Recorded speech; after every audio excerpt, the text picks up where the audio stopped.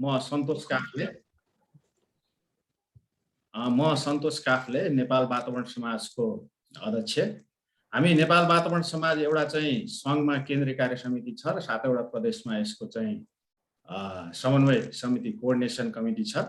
नेपाल वातावरण समाजले विगतमा यो नीति ऐन नियम निर्माणको क्रममा आफ्नो तहबाट विशेष गरी लब्बी र एडभोकेसीको कामहरू चाहिँ गर्दै आइरहेको छ र आज चाहिँ यो नेपालको यो वातावरण संरक्षण ऐन 2076 नियमावलीमा पनि समावेश भएको यो स्ट्र्याटेजिक इन्भाइरोमेन्ट एसेसमेन्ट।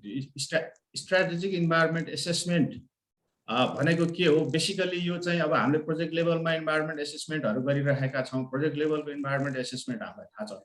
यो चाहिँ पोलिसी लेभलको चाहिँ इन्भाइरोमेन्ट एसेसमेन्टको एउटा टाइप हो। विशेष गरी यो पोलिसी प्रोग्राम र प्लानको लेभलमा गरिन्छ र नकारात्मक प्रभावहरूलाई चाहिँ पोलिसी लेभलमै चाहिँ अल्टरनेटिभ उपायहरू दिएर डिसिजन मेकरलाई चाहिँ टाइमली इन्फर्म गरेर टाइमली डिसिजन मेकिङ गर्दा चाहिँ लोअर लेभलको चाहिँ इन्भाइरोमेन्ट एसेसमेन्टहरूमा चाहिँ यसले चाहिँ धेरै सहयोग पुर्याउने देखिएको छ। बेसिकली यो चाहिँ अब EIA नै हो, तर प्रोग्राम प्रोजेक्ट र पोलिसी लेभलको चाहिँ EIA हो। तर EIA मा गर्ने र यसमा गर्ने कुरा के कस्तो चाहिँ फरक हुन्छ र यो विशेष गरी चाहिँ यो रणनीतिक वातावरणीय विश्लेषण भनेको के हो, यसको चाहिँ सान्दर्भिकता नेपालको सन्दर्भमा के कस्तो छ, यसमा चाहिँ नेपालमा रहेका चाहिँ एकाडेमिक इन्स्टिट्युसनहरूमा यसको अध्ययन अध्यापन लगायत अरू विषयवस्तुहरूमा यो ग्रेजुएटहरूसँग र यसका चाहिँ विज्ञहरू बीच यसको चाहिँ डेभलपमेन्टको लागि चाहिँ युनिभर्सिटी लेभलमा एउटा प्राज्ञ विज्ञको तहमा के कस्तो चाहिँ प्र्याक्टिसहरू भइरहेको छ। त्यसै गरी चाहिँ प्रोफेसनल सेक्टरमा चाहिँ यो स्ट्र्याटेजिक इन्भाइरोमेन्ट एसेसमेन्टको चाहिँ के कस्तो अनुभव छ र समग्रमा चाहिँ यो विषयगत क्षेत्रमा विभिन्न चाहिँ मन्त्रालयहरू र यसको चाहिँ प्रमुख सरोकार राख्ने वन तथा वातावरण मन्त्रालयको चाहिँ अनुभव कानुन निर्माणमा प्लस चाहिँ अब यसको चाहिँ नेपालको परिप्रेक्ष्यमा सान्दर्भिकता लगायत विषयवस्तुमा हामी चाहिँ छलफल गर्नेछौँ। वातावरण संरक्षण ऐनले दफा 9 मा यसको व्यवस्था गरेको छ भने यसको आधारहरू चाहिँ यो स्ट्र्याटेजिक इन्भाइरोमेन्ट एसेसमेन्टको आधारहरू चाहिँ नियमावलीको अनुसूची 15 मा राखिएको छ। यो गर्दाखेरि चाहिँ ख्याल गर्नुपर्ने कुराहरू के हो भनेर। त्यसै गरी चाहिँ नियमावलीको नियम 10 मा चाहिँ अब यसको चाहिँ विषयगत मन्त्रालयहरूले चाहिँ यसको सूची बनाएर मन्त्री परिषदबाट चाहिँ एप्रुभ गराउने, त्यसपछि चाहिँ यसका क्षेत्र निर्धारण र यो एसिएका प्रतिवेदनहरू चाहिँ वन तथा वातावरण मन्त्रालयको सहमति लिएर चाहिँ मन्त्री परिषदबाट एप्रुभ गराउने चाहिँ व्यवस्था चाहिँ हाम्रो नियमावलीमा छ। अब आजको कार्यक्रममा हामी विशेष गरी चाहिँ हाम्रो वरिष्ठ वातावरण विज्ञ निरञ्जन श्रेष्ठबाट यो के हो त भन्ने विषयमा एउटा प्रस्तुति गर्नेछौँ र प्रस्तुति पछि चाहिँ प्यानलिस्टको रूपमा यहाँ उपस्थित हुनुभएका महानुभावहरूले आफ्नो चाहिँ मन्तव्यहरू चाहिँ राख्नुहुनेछ र फाइनल्ली हामी चाहिँ एउटा डिस्कसन, छोटो डिस्कसन गरेर यो प्रोग्रामलाई क्लोजिङ चाहिँ गर्छौँ। त्योभन्दा अगाडि म सर्टली आजको चाहिँ हाम्रो प्यानलिस्टहरूको इन्ट्रोड्युस गराउन चाहन्छु। सर्वप्रथम हुनुहुन्छ प्रोफेसर डाक्टर मदन कोइराला। उहाँ लामो समय त्रिभुवन विश्वविद्यालयमा अध्ययन अध्यापन तथा यो वातावरणीय क्षेत्रमा लामो अनुभव बटुल्नु भएको छ।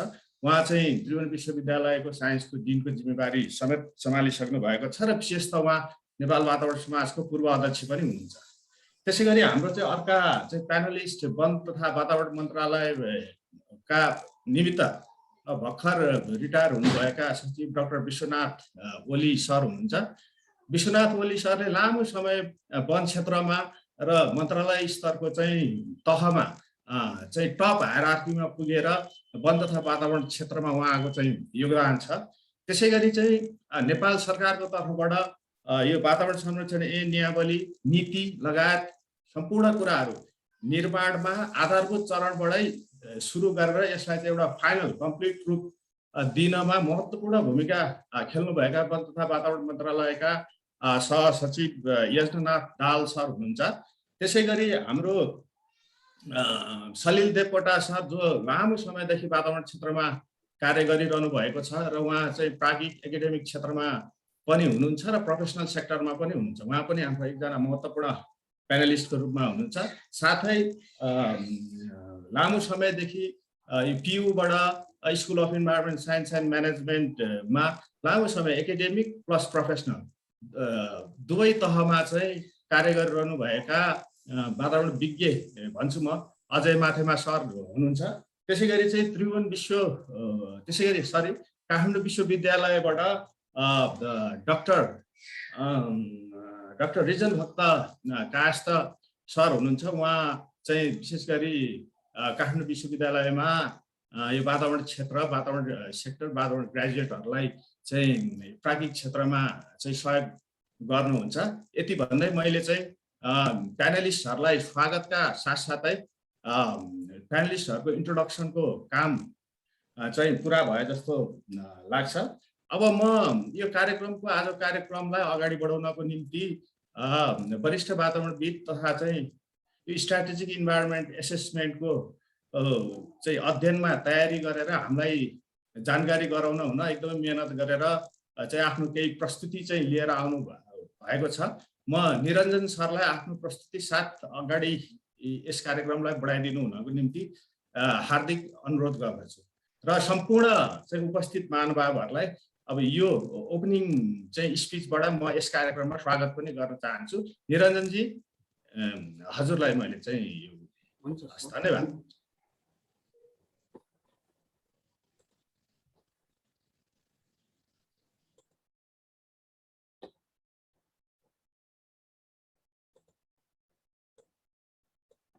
मेरो स्लाइड शेयर भएको छ है? छ सर छ।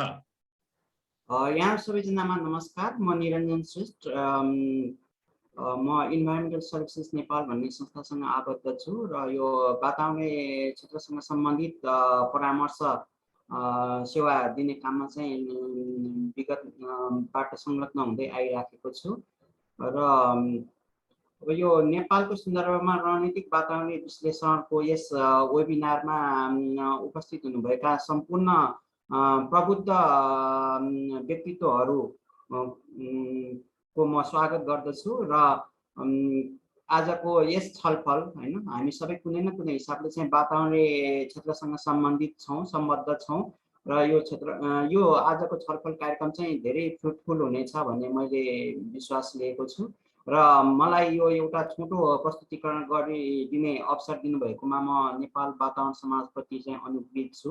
वास्तवमा रणनीतिक वातावरणीय विश्लेषणको म कुनै विज्ञ होइन मैले यस अगाडि कुनै रणनीतिक वातावरणीय विश्लेषण अध्ययनहरू पनि गरेको छैन। तर हाम्रो अहिलेको वातावरण संरक्षण नियमावली 2077 मा चाहिँ यसको व्यवस्था भएको र विगतमा विभिन्न वातावरणीय अध्ययनहरू गर्दाखेरि पनि रणनीतिक वातावरणीय विश्लेषणको कुरा चाहिँ कहिलेकाहीँ उठ्ने गरेकोले यस सम्बन्धमा अलिकति छलफल चलाउनु पर्छ कि भन्ने महसुस भयो र हाम्रो सन्तोष सरसँग पनि छलफल गरेर यो एउटा वेबिनार चाहिँ राख्ने निधोमा हामी पुग्यौं र जसअनुसार आज यो छलफल कार्यक्रम चाहिँ अगाडि बढाइँदैछ र अब यो रणनीतिक वातावरणीय विश्लेषणको कुरा गर्दाखेरि म अलिकति पृष्ठभूमिमा जान्छु हैन। अब वातावरण संरक्षण नियमावली 2077 चाहिँ लगभग 23 वर्षको हाम्रो यो वातावरणीय प्रभाव मूल्याङ्कन अध्ययनमा समेटिएको अनुभव पश्चात चाहिँ परिमार्जन गरिएको छ। वातावरण संरक्षण ऐन 2053 र नियमावली 2054 मा यसको पहिलोचोटि आयो भनेदेखि 2076 मा वातावरण संरक्षण ऐनलाई परिमार्जन गरियो र 2077 मा नियमावलीलाई परिमार्जन गरियो। अब वास्तवमा यो वातावरणीय प्रभाव मूल्याङ्कनको अभ्यास भनेको अब कुनै पनि आयोजनाहरू कार्यान्वयन गर्दाखेरि हैन त्यसले पार्न सक्ने वातावरणीय प्रभावहरूको आकलन मूल्याङ्कन गर्ने र त्यसका नकारात्मक प्रभावलाई न्यूनीकरण गर्ने तथा अनुकूल प्रभावलाई अधिकतम तुल्याउने आयोजना अथवा प्रस्तावलाई वातावरण मैत्री बनाउने र दिगो विकासको अवधारणालाई प्रवर्धन गर्ने हिसाबले चाहिँ यो अभ्यासहरू अगाडि बढाइएको हो र अब 2 दशकको अवधिमा नेपाल सरकारका प्राय सबै मन्त्रालयहरूले चाहिँ वातावरणीय अध्ययन सम्बन्धी कानुनी प्रावधानहरूको चाहिँ अभ्यास गरिसकेको अवस्था छ र अब अहिलेको यो वातावरण संरक्षण नियमावली 2077 मा चाहिँ वातावरणीय प्रभावको गम्भीरताको आधारमा संक्षिप्त वातावरणीय प्रभाव अध्ययन, प्रारम्भिक वातावरणीय परीक्षण र वातावरणीय प्रभाव मूल्याङ्कन अध्ययन गरिनुपर्ने व्यवस्था गरेको छ अब यसमा कतिपय मन्त्रालयहरुमा चाहिँ राम्रोसँग मूल प्रभावीकरण भइसकेको जस्तो लाग्छ मेरो आफ्नो व्यक्तिगत अनुभवमा। भने कतिपय मन्त्रालयहरु चाहिँ अझै पनि प्रारम्भिक चरणमै छ कि जस्तो लाग्छ। तर खुसीको कुरा के छ भनेदेखि अब रक्षा मन्त्रालय हैन, सञ्चार मन्त्रालय, युवा तथा खेलकुद मन्त्रालय जस्तो वातावरणीय सवालहरु अलिक कम पर्ने अथवा प्रत्यक्ष रूपमा सरकारमा राख्ने मन्त्रालयहरुले पनि उनीहरुसँग सम्बन्धित प्रस्तावहरु कार्यान्वयन गर्दाखेरि चाहिँ यो वातावरण अध्ययनको कामहरु अगाडि बढाउन थालेको छ विगत केही वर्ष यता। यो चाहिँ हामी सबैको लागि खुसीको कुरा हो। अब यसलाई कसरी गुणस्तरीय बनाउने भन्ने कुरा त अब यो निरन्तर हामीले मिहिनेत गर्दै जानुपर्ने कुरा भयो। र अब यसमा यो सबै मन्त्रालयको वातावरण पक्षमा उत्तिकै चासो सरकारमा हुने अवस्था हुनुमा चाहिँ अब उपलब्ध जनशक्ति सबै मन्त्रालयहरुमा चाहिँ समान किसिमको छैन। संस्थागत संयन्त्र त्यस्तै गरेर त्यसको चासो सरकार र प्राथमिकता पनि सबै मन्त्रालयमा चाहिँ समान नहुन सक्छ। त्यसले गर्दाखेरि अब गुणस्तरीयतामा पनि केही फरकहरु चाहिँ भेटिन सक्छ हैन। र अब वातावरण संरक्षण नियमावली 2077 ले चाहिँ यो प्रदेश सरकार र स्थानीय सरकारहरुलाई पनि वातावरण व्यवस्थापनको जिम्मेवारी दिएको छ। उनीहरुले पनि अब यो वातावरणीय अध्ययन प्रतिवेदनहरु स्वीकृत गर्न सक्छन् हैन। प्रदेश सरकार अन्तर्गत चाहिँ उद्योग पर्यटन वन तथा वातावरण मन्त्रालय छ भने स्थानीय सरकारहरुले पनि वातावरणीय कानुनहरु बनाउने कार्यविधिहरु बनाउने कामहरु चाहिँ अगाडि बढाइसकेको छ।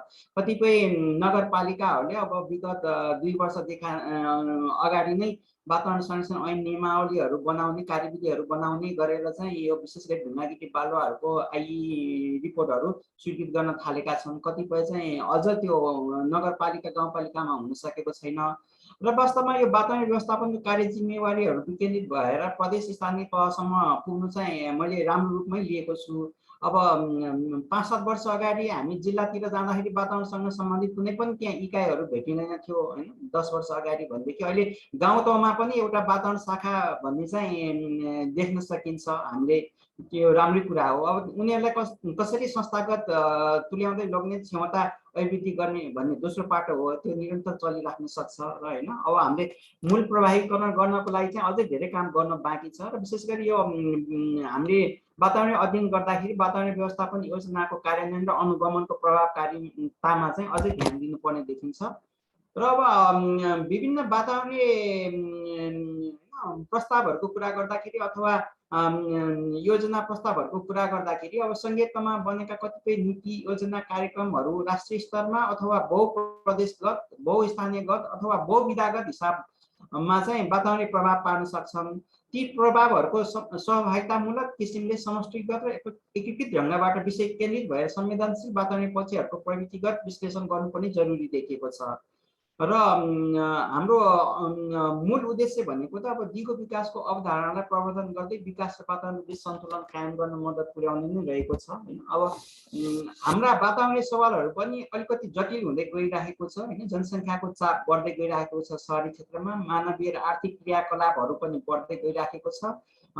त्यसको प्रकृतिमा पनि परिवर्तन हुँदै गइरहेको छ। र यी सबै कुराहरुले गर्दाखेरि प्राकृतिक स्रोत साधनमा चाहिँ थप चाप पर्दै गएको अवस्था छ।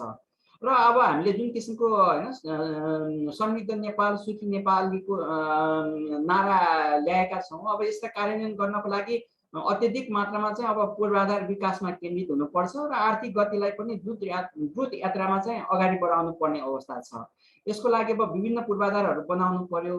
र अब अहिलेको अवस्थामा एउटै बेसिनमा थुप्रै जलविद्युत आयोजनाहरु बन्न थालेको छ हैन। र त्यो जलस्रोतको प्रयोजन पनि फरक हुँदै गएको छ। पहिला चाहिँ अब जलविद्युत मात्र हुन्थ्यो भनेदेखि अहिले अरू कुराहरु पनि एकदमै महत्त्वपूर्ण भएर आएको छ हैन। सिंचाइको 15-20 वर्ष अगाडि ठूला सिंचाइ आयोजनाहरु थिएन। अहिले एउटै नदीमा चाहिँ सिंचाइको कुरा आएको छ। त्यस्तै जलविद्युतको कुरा अन्य प्रयोजनको लागि उपयोग गर्ने कुराहरु पनि आइराखेको छ। र अब कालीगण्डकी जलविद्युत आयोजना मर्स्याङ्दी जलविद्युत मध्य मर्स्याङ्दी जलविद्युत आयोजनाहरु हैन 20-25 वर्ष अगाडि चाहिँ कार्यान्वयन भए। ती आयोजनाहरु कार्यान्वयन हुँदाखेरि जुन किसिमको वातावरणीय सवालहरु थियो हैन अहिले चाहिँ त्यो भन्दा बढी कम्प्लेक्स भएर गइराखेको छ। यो कुरा चाहिँ अब हामीले अहिले भर्खरै चर्चामा आएको कालीगण्डकी चुनाव डाइभर्सन आयोजनामा को पनि थाहा पाउन सक्छौँ हैन। अब त्यो काली गण्डकी किनार डाइभर्सन आयोजनामा चाहिँ जुन जलविद्युत र सिँचाइको लागि प्रयोग गरिने भनिएको छ, अब त्यसले चाहिँ देवघाटसम्म असर पर्ने भयो। देवघाटका त्यहाँ विभिन्न धार्मिक सङ्घ संस्थाहरूको पनि त्यसमा चाहिँ एकदमै चासो देखियो। अब हाम्रो जुन अहिले गरिँदै आएको IEIA ले चाहिँ अब त्यो काली गण्डकी किनार डाइभर्सन आयोजना ले त्यसभन्दा 30-35 किलोमिटर तल पर्ने हैन यो देवघाट क्षेत्रसँग सम्बन्धित इस्युहरूलाई कभर गर्न सक्छ कि सक्दैन भन्ने कुराहरू पनि देखिएको छ। र अब नदी बेसिनमा सञ्चालित निश्चित आयोजना वातावरण अध्ययन पश्चात नै कार्यान्वयन गरेमा पनि त्यसले चाहिँ अब पार्न सक्ने असरहरू त्यसमा अब नदी बेसिनको कुरा आउन सक्छ, नदी प्रणालीको कुरा आउन सक्छ। जस्तै काली गण्डकीको कुरा गर्दाखेरि अब मर्स्याङ्दीमा पाइने त्यो शालिग्रामदेखि लिएर देवघाटसम्म इभन गण्डक बाँधसम्मको कुराहरू आइराखेको छ हैन। नदी प्रणाली, नदी बेसिनको पर्यावरण पारिस्थितिकीय प्रणालीमा पार्न सक्ने असरहरू लाई अब हाम्रो IEIA रिपोर्टले चाहिँ अहिले भएका रिपोर्टहरूले समेट्न सकेको छ कि छैन भन्ने कुरा चाहिँ बहसमा आइराखेको छ। र अब यस पृष्ठभूमिमा हामीले रणनीतिक वातावरण विश्लेषण गर्नुपर्ने आवश्यकताको कुरालाई चाहिँ हाम्रो वातावरण संरक्षण नियमावलीले पनि त्यो अंगीकार गरिसकेको छ। र वास्तवमा कुनै पनि रणनीति योजना नीति कार्यक्रमहरूको रणनीतिक तर्जुमा चाहिँ यो प्रारम्भिक चरणमै गरिनुपर्छ। अनि प्रारम्भिक चरणमै आयोजनाको वैकल्पिक पक्ष र परिदृश्यहरूको चाहिँ समालोचनात्मक विवेचना गर्नुपर्ने चाहिँ आवश्यकता देखिएको छ हैन। अब हामी निजगढ एयरपोर्टकै कुरा गरौँ हैन, निजगढ एयरपोर्ट किन त्यहाँ 12 मै चाहियो, अन्त किन राख्न सकिएन हैन भन्ने कुरा, अथवा काली गण्डकी किनार डाइभर्सन प्रोजेक्टका विकल्पका कुराहरू हैन। र अहिले एउटै नदी बेसिनमा पनि थुप्रो हाइड्रो पावर प्रोजेक्टहरू बन्न थालिरहेछ। त्यसले चाहिँ अब त्यसका संयोजित वातावरणीय प्रभावहरू हुन्छन्। अब 5-7वटा हाइड्रो पावर प्रोजेक्टहरू बनिरहेछ भनेदेखि सबभन्दा सिरानको हाइड्रो अपस्ट्रिम साइडमा बनेको हाइड्रो पावर प्रोजेक्टको इम्प्याक्ट चाहिँ अब त्यो तेस्रो, चौथो, पाँचौँमा कस्तो पर्न सक्छ भन्ने कुरा चाहिँ अब अहिलेको IEIA रिपोर्टले कतिको कभर गर्न सक्छ भन्ने कुरा चाहिँ एउटा विचारणीय नै भएको छ। र रणनीतिक वातावरण विश्लेषण भन्नेको कुरा चाहिँ यो नीति रणनीति योजना नीति कार्यक्रमको गर्नुपर्ने भएकोले अब यसलाई चाहिँ विशेष गरी सरकारी तहबाट नै अलिकति अग्रसरता लिएर अगाडि बढाउनु पर्ने चाहिँ अवस्था छ। र यी सबै कुराहरूले हैन यी नीति योजना कार्यक्रमको चाहिँ रणनीतिक वातावरण विश्लेषण गर्दाखेरि यसले सरकारलाई जुन दिगो विकासको अवधारणालाई मद्दत पुर्याउने किसिमले निर्णय प्रक्रियामा सघाउ पुर्याउन चाहिँ सहज पार्दछ हैन। अब यो वातावरण संरक्षण नियमावली 2077 मा भएको व्यवस्थाको बारेमा चाहिँ भर्खरै सन्तोष सरले पनि भनिसक्नु भएको छ। नियम 10 मा प्रक्रियाको बारेमा उल्लेख गरेको छ भने अनुसूची 15 मा चाहिँ रणनीतिक वातावरण विश्लेषणका आधारहरू त्यसमा दिएका छन्। अब यसमा चाहिँ नेपाल सरकारले यो नीति कार्यक्रम आयोजनाहरूमध्ये कुन-कुनको रणनीतिक वातावरण विश्लेषण गरिनुपर्ने भन्ने त्यो सूची तयार गरी नेपाल सरकार मन्त्री परिषद समक्ष पेश गर्नुपर्ने र पेश गर्नु अगाडि राष्ट्रिय योजना आयोगको समेत सहमति लिनुपर्ने चाहिँ व्यवस्था गरिएको छ हैन। अनि त्यो सहमति प्राप्त भइसके पछाडि क्याबिनेट लेभलबाट डिसिजन गरेर सहमति प्राप्त भइसके पछाडि सुरुमा क्षेत्र निर्धारण प्रतिवेदन तयार गरी वन तथा वातावरण मन्त्रालय मार्फत क्याबिनेटमा पेश गर्ने भन्ने कुरा रहेको छ। र त्यसको आधारमा चाहिँ रणनीतिक वातावरण विश्लेषण प्रतिवेदन तयार हुन्छ। र यो प्रतिवेदन तयार पार्ने सिलसिलामा अध्ययनको सिलसिलामा यो प्रतिवेदनलाई चाहिँ सार्वजनिकीकरण गर्नुपर्ने अनि वन तथा वातावरण मन्त्रालयको सहमतिले विषयगत मन्त्रालय मार्फत स्वीकृतिलाई पेश गरेको प्रतिवेदन नेपाल सरकार मन्त्री परिषदले स्वीकृत गर्न सक्ने भन्ने चाहिँ कानुनी व्यवस्था रहेको छ।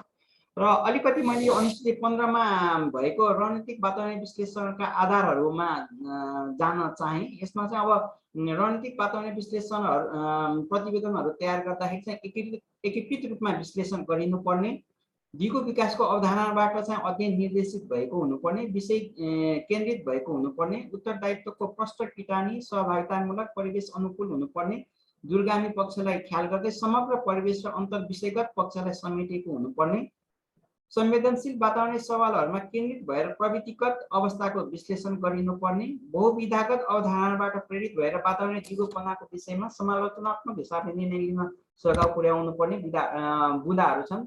त्यस्तै गरेर आयोजनाहरूको समष्टिगत वातावरणीय असरको अध्ययन गर्दा ती आयोजनासँग सम्बन्धित आर्थिक सामाजिक असरका पाटाहरू फरक फरक हुन सक्ने र वातावरण असरको प्रवृत्तिगत विश्लेषण गरिनुपर्ने भनेको छ हैन। यो प्रवृत्तिगत विश्लेषणमा चाहिँ बढी जोड दिएको छ। जस्तै कि अब आयोजना कार्यान्वयन गर्दाखेरि बसाइसराई हुन सक्छ, सहरीकरणहरू बढ्न सक्छ।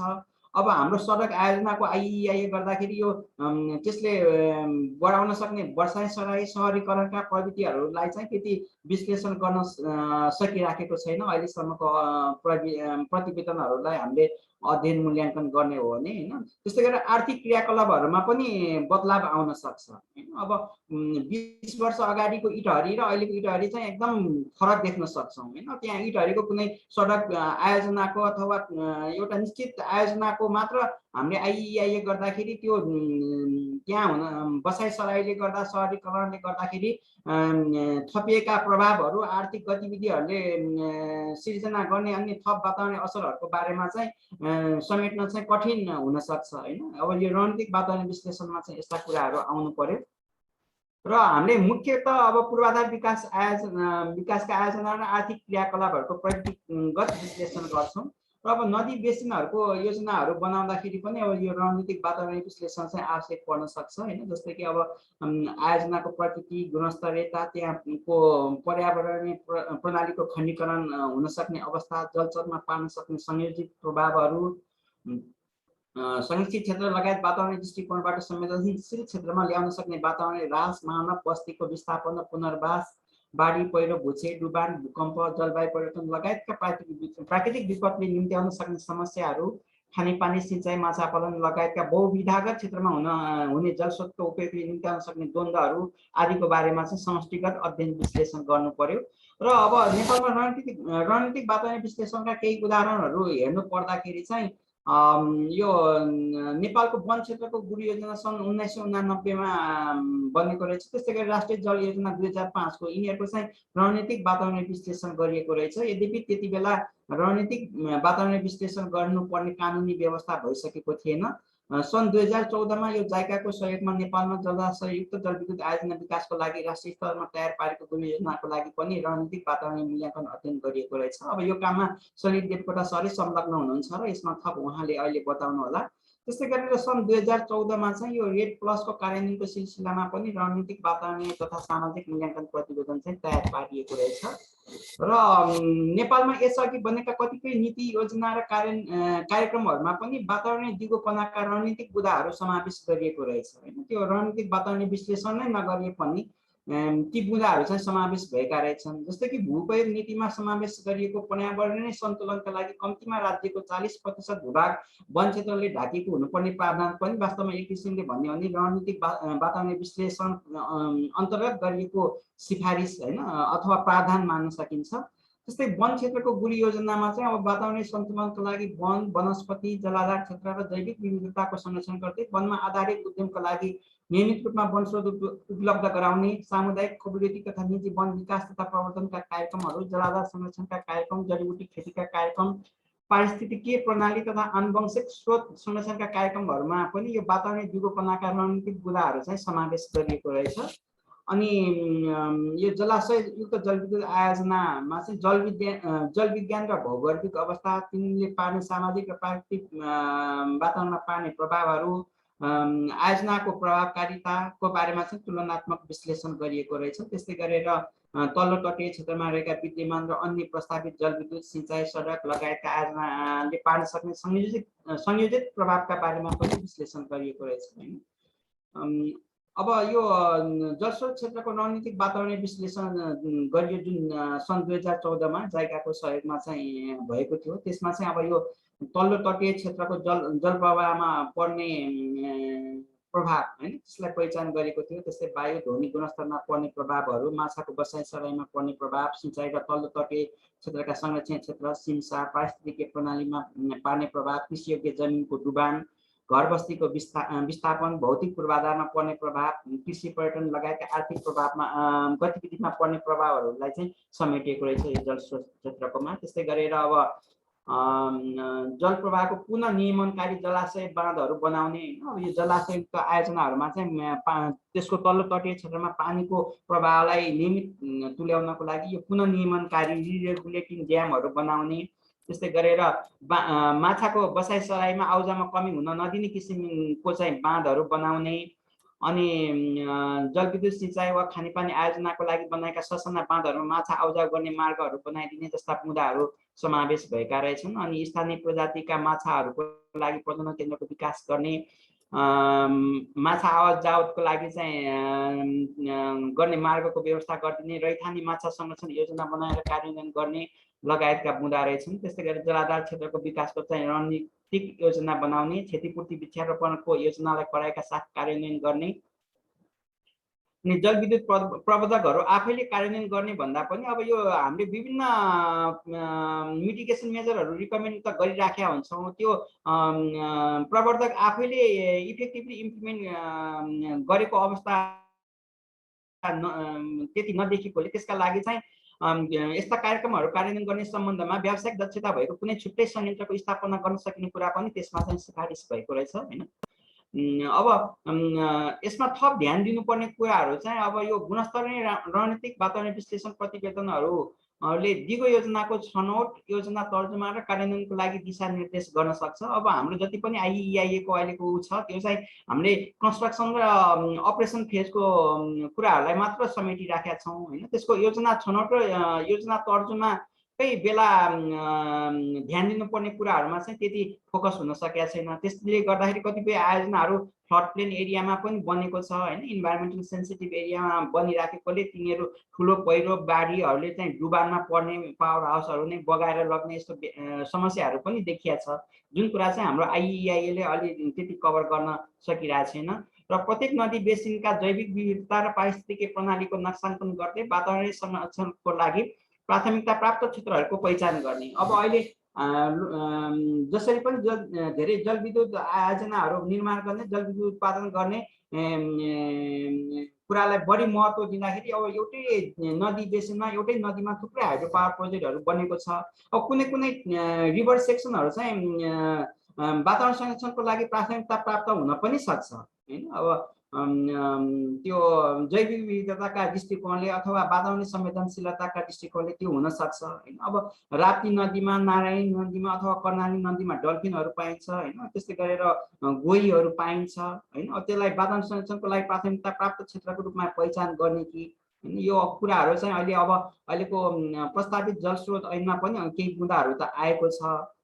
त्यस्तै गरेर जलस्रोत नीति, राष्ट्रिय जलस्रोत नीति 2077 पनि आएको छ हैन। त्यसमा पनि वातावरण संरक्षणसँग सम्बन्धित अलिकति दीर्घकालीन महत्त्वका मुद्दाहरू त छन् हैन। तर यस्तो योजना कार्यक्रमहरू बनाउँदाखेरि अलिकति हामीले थप ध्यान दिनुपर्ने हो कि हैन। यो रणनीतिक वातावरणीय विश्लेषण चाहिँ भइराखेको छैन कतिपय योजना नीतिहरू बनाउँदाखेरि, ती कुराहरू भयो। त्यस्तै गरेर नदी बेसिनमा प्रस्ताव गरिने योजनाको सामाजिक वातावरणीय जोखिम र त्यसको लागत तथा स्थानीय समुदायलाई आयोजनाले पुर्याउन सक्ने लाभको तुलनात्मक अध्ययन गरिनु पर्यो यो रणनीतिक वातावरणीय विश्लेषणमा। त्यस्तै गरेर अब यो विपन्न र सीमान्तकृत समुदायमा पर्न सक्ने असर न्यूनीकरणका रणनीतिक उपायहरू हुन सक्छन्, तिनीहरू सिफारिस गर्नु पर्यो। अनि अब सम्बन्धित सरकारवाला र प्रभावित समुदायसँगको पर्याप्त छलफल अन्तर्क्रिया र विकल्प विश्लेषणमा ध्यान दिनु पर्यो हैन। जस्तै कालीगण्डकी डाइभर्सनकै कुरा अहिले चलिराखेको छ, त्यसलाई चाहिँ EIA अध्ययनले मात्र त्यसको अध्ययन हैन पूर्ण हुन सक्छ कि सक्दैन भन्ने कुरा उठिराखेको छ। तल्लो तटीय क्षेत्रमा चाहिँ अब रामपुरदेखि लिएर तनहुँ, नवलपरासी, पाल्पाका थुप्रै गाउँपालिकाहरूमा चाहिँ सिँचाइ, खानेपानी, त्यस्तै गरेर अब हैन ऱ्याफ्टिङका कुराहरू अनि धार्मिक महत्त्वका कुराहरूमा त्यसको प्रभावित समुदायसँग चाहिँ पर्याप्त छलफल गर्नु पर्यो र विकल्प विश्लेषणहरू के हुन सक्छन् हैन, त्यसको पनि ध्यान दिनु पर्यो। अब हाम्रो IEIA रिपोर्टहरू चाहिँ यो विकल्प विश्लेषणमा अलिकति कमजोर भइराखेको छ अहिलेसम्मको अवस्था हेर्दाखेरि चाहिँ। र रणनीतिक वातावरणीय विश्लेषणले चाहिँ विशेष गरी यो समष्टिगत वातावरणीय असरहरूलाई चाहिँ मध्यनजर राखेर अगाडि बढाउनु पर्छ भन्ने लाग्छ। र दीर्घकालीन रूपमा भन्नुपर्दाखेरि चाहिँ रणनीतिक वातावरणीय विश्लेषणले भविष्यमा निम्तिन सक्ने वातावरणीय द्वन्द्व, ह्रास र विपदलाई न्यून तुल्याउनको लागि चाहिँ सघाउ पुर्याउन सक्ने हुनुपर्छ। अब अहिले वन तथा वातावरण मन्त्रालयले थुप्रै संरक्षण क्षेत्रहरू घोषणा गर्ने अथवा कुनै संरक्षण क्षेत्रको चाहिँ क्षेत्रलाई चाहिँ विस्तार गर्ने प्रस्तावहरू अगाडि बढाइराखेको छ भन्ने पनि न्युजमा आइराखेको छ।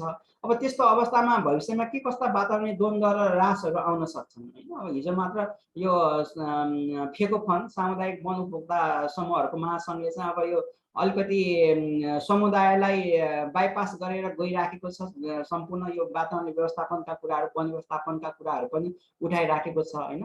अब यस्ता कुराहरूलाई हामीले समयमै सम्बोधन गर्न सकेनौँ भनेदेखि यसले चाहिँ थप वातावरणीय द्वन्द्व निम्त्याउन सक्छ, वातावरणीय ह्रासका कुराहरू आउन सक्छन् र विपदका घटनाहरू पनि बढ्न सक्छन् हैन। र हाम्रो रणनीतिक वातावरणीय विश्लेषणहरू भनेको चाहिँ यी कुराहरू को सोल्युसन पत्ता लगाउन चाहिँ सघाउ पुर्याउने किसिमको हुनुपर्छ भन्ने जस्तो लाग्छ। र अब बेसिन स्तरमा नदीहरूको वातावरणीय जल प्रवाहको सुनिश्चितता गर्दै यसका लागि राष्ट्रिय स्तरमा अपनाउनु पर्ने खाकाको आधारशिला चाहिँ तयार पार्नलाई मद्दत गर्नु पर्यो। त्यस्तै गरेर प्रत्येक नदी बेसिन र त्यसले सम्बोधन गर्न सकिने क्षमताको आधारमा पुनर्वासको सीमा तोक्ने हैन। वातावरणीय असर, जोखिम, लागत र दिन सक्ने सेवा वा लाभको गतिको आधारमा वैकल्पिक व्यवस्थाको गहकिलो विश्लेषण गर्ने हैन। यी कुराहरू हुनु पर्यो। र वातावरणीय पक्षको चाहिँ अब यो समालोचनात्मक विवेचना गरेर दिगो विकासको अवधारणा, बृहत दूरदृष्टि, लक्ष्य र उद्देश्यमा केन्द्रित रही निर्णय प्रक्रिया अगाडि बढाउन सहज तुल्याउने हुनु पर्यो भन्ने लाग्छ। यो जलस्रोतसँग सम्बन्धित भयो। र रेड क्रस कार्यक्रमको कार्यान्वयनको सिलसिलामा गरिएको रणनीतिक वातावरणीय विश्लेषणमा चाहिँ यो वनको दिगो वन विनाश र वनको क्षयीकरण रोकी वनको दिगो व्यवस्थापन गर्ने, वृक्षारोपण आदि गरी वनमा कार्बन सञ्चित बढाउने, सो बापत अन्तर्राष्ट्रिय भुक्तानी दाबी गर्ने कार्यक्रम रेड प्लसको कार्यान्वयनको सिलसिलामा चाहिँ यो रणनीतिक वातावरणीय तथा सामाजिक मूल्याङ्कन प्रतिवेदन तयार पारिएको रहेछ। र यो नेपाल सरकारको कानुनी व्यवस्था अन्तर्गत तयार पारिएको चाहिँ होइन हैन। अब यसमा पनि यस कार्यक्रमको चाहिँ विकल्पहरूको विश्लेषण, वन क्षेत्रसँग सम्बन्धित सामाजिक र वातावरणीय पक्षहरूको चाहिँ विश्लेषण गरिएको रहेछ। र अब यसमा वनमा आश्रित, विपन्न र सीमान्तकृत समुदायहरूको जिल्ला स्तरमा नक्साङ्कन गर्ने, जलवायु परिवर्तनसँग सम्बन्धित सवाल र स्थानीय तथा राष्ट्रिय स्तरका अनुकूलन योजनाहरूसँग समायोजन गर्न सकिने सम्भावनाहरूको चाहिँ विश्लेषण गर्ने, यसको कार्यान्वयनलाई आवश्यक पर्ने संस्थागत संयन्त्र, विद्यमान संस्थागत क्षमताको मूल्याङ्कन र विश्लेषण, अनि सरकारवालाहरूसँग उनीहरूको चासो, सरकार तथा सम्भावित वातावरणीय असलहरूको बारेमा छलफल र अन्तर्क्रिया चाहिँ गरिएको रहेछ हैन। यसमा समेटिएका विषयहरूमा चाहिँ अब यो भूक्षय तथा जमिनको क्षयीकरण, जैविक विविधता र पारिस्थितिकीय प्रणालीमा हुने क्षति, जल प्रदूषण, नदीमा बढ्न सक्ने ठिकदारको समस्या, खेतीपातीमा रसायनको प्रयोग, दाउराको प्रयोगले हुने गर्दा घरभित्रको प्रदूषण, भूस्वामित्व, कार्बन अधिकार र लाभको बाँडफाँड, समुदायमा आधारित वन व्यवस्थापन, निजी वनको प्रवर्धन लगायत अन्य थुप्रै कुराहरू, वन व्यवस्थापनसँग सम्बन्धित कुराहरू, पारिस्थितिकीय सेवाको भुक्तानी, कृषिको उत्पादकत्व, खाद्य सुरक्षा, वातावरणमाथि पूर्वाधारको तर्जुमा र कार्यान्वयन, ऊर्जा पहुँच र किफायतीपना लगायतका कुराहरू चाहिँ यसमा समेटिएको रहेछ। त्यस्तै गरेर नीतिगत सुधार, जनचेतना अभिवृद्धि, सोचगत परिवर्तन, समुदायको संलग्नता, संस्थागत क्षमताको सुदृढीकरण जस्ता पक्षहरूसँग एकीकृत गरेर गर्नुपर्ने कुराहरू पनि सिफारिस गरिएको रहेछ। र सन् 2015मा चाहिँ यो संयुक्त राष्ट्रसङ्घीय वातावरण कार्यक्रमले गोर्खा भूकम्प पश्चात पुनर्निर्माण कार्यक्रमको रणनीतिक वातावरणीय विश्लेषण अध्ययन चाहिँ गरेको रहेछ। अब यसमा चाहिँ पुनर्निर्माण कार्यक्रमहरूको दिगोपना र प्रभावकारी कार्यान्वयनको सिलसिलामा नेपाल सरकार र सम्बन्धित सरकारहरूको क्षमता अभिवृद्धि समेत गर्ने, विपदपछिको पुनर्निर्माणलाई दिगो बनाउने, वातावरण संरक्षण र विपद तथा जलवायु परिवर्तनको असर न्यूनीकरणलाई कसरी साथसाथमा अगाडि बढाउने, वातावरण संरक्षण र विकासमा संलग्न फरक निकायका बीच सिर्जना हुन सक्ने द्वन्द्व, एक अर्काका लागि उपयोगी हुन सक्ने सूचना तथ्याङ्कको साझेदारीका लागि साझा मञ्च बनाउन सकिने जस्ता कुराहरूमा चाहिँ यो फोकस भएको रहेछ हैन। र अब यसको पुनर्निर्माणका प्रयासहरूलाई कसरी बढीभन्दा बढी वातावरणमैत्री बनाउने, विपदपछिको अवधिमा कसरी एकीकृत दिगो विकासको अवधारणामा योजनाहरू तर्जुमा गर्ने कुराहरू पनि यस प्रतिवेदनमा रहेछ। त्यस्तै गरेर विद्यमान वातावरणीय अवस्थाको अध्ययन, सरकारवालासँगको छलफल, अन्तर्क्रिया हैन, पहिरो भूक्षय सम्भावित स्थान बस्तीहरूको पहिचान, तिनीहरूको सुरक्षित स्थानान्तरण, जस्ता कुराहरूमा पनि अध्ययन गरेर विपद पश्चातको पुनर्स्थापनाको खाका तयार पार्नुपर्ने कुरा चाहिँ यसमा उल्लेख गरिएको रहेछ र नीति निर्माताहरूलाई विपद पश्चातको अझ मजबुत निर्माणका लागि एक स्पष्ट निर्देशिका र एकीकृत विश्लेषण सहितको संश्लेषित मार्गचित्र उपलब्ध हुने गरी चाहिँ यो तयार पारिएको है त्यो उद्देश्यले तयार पारिएको रहेछ। अब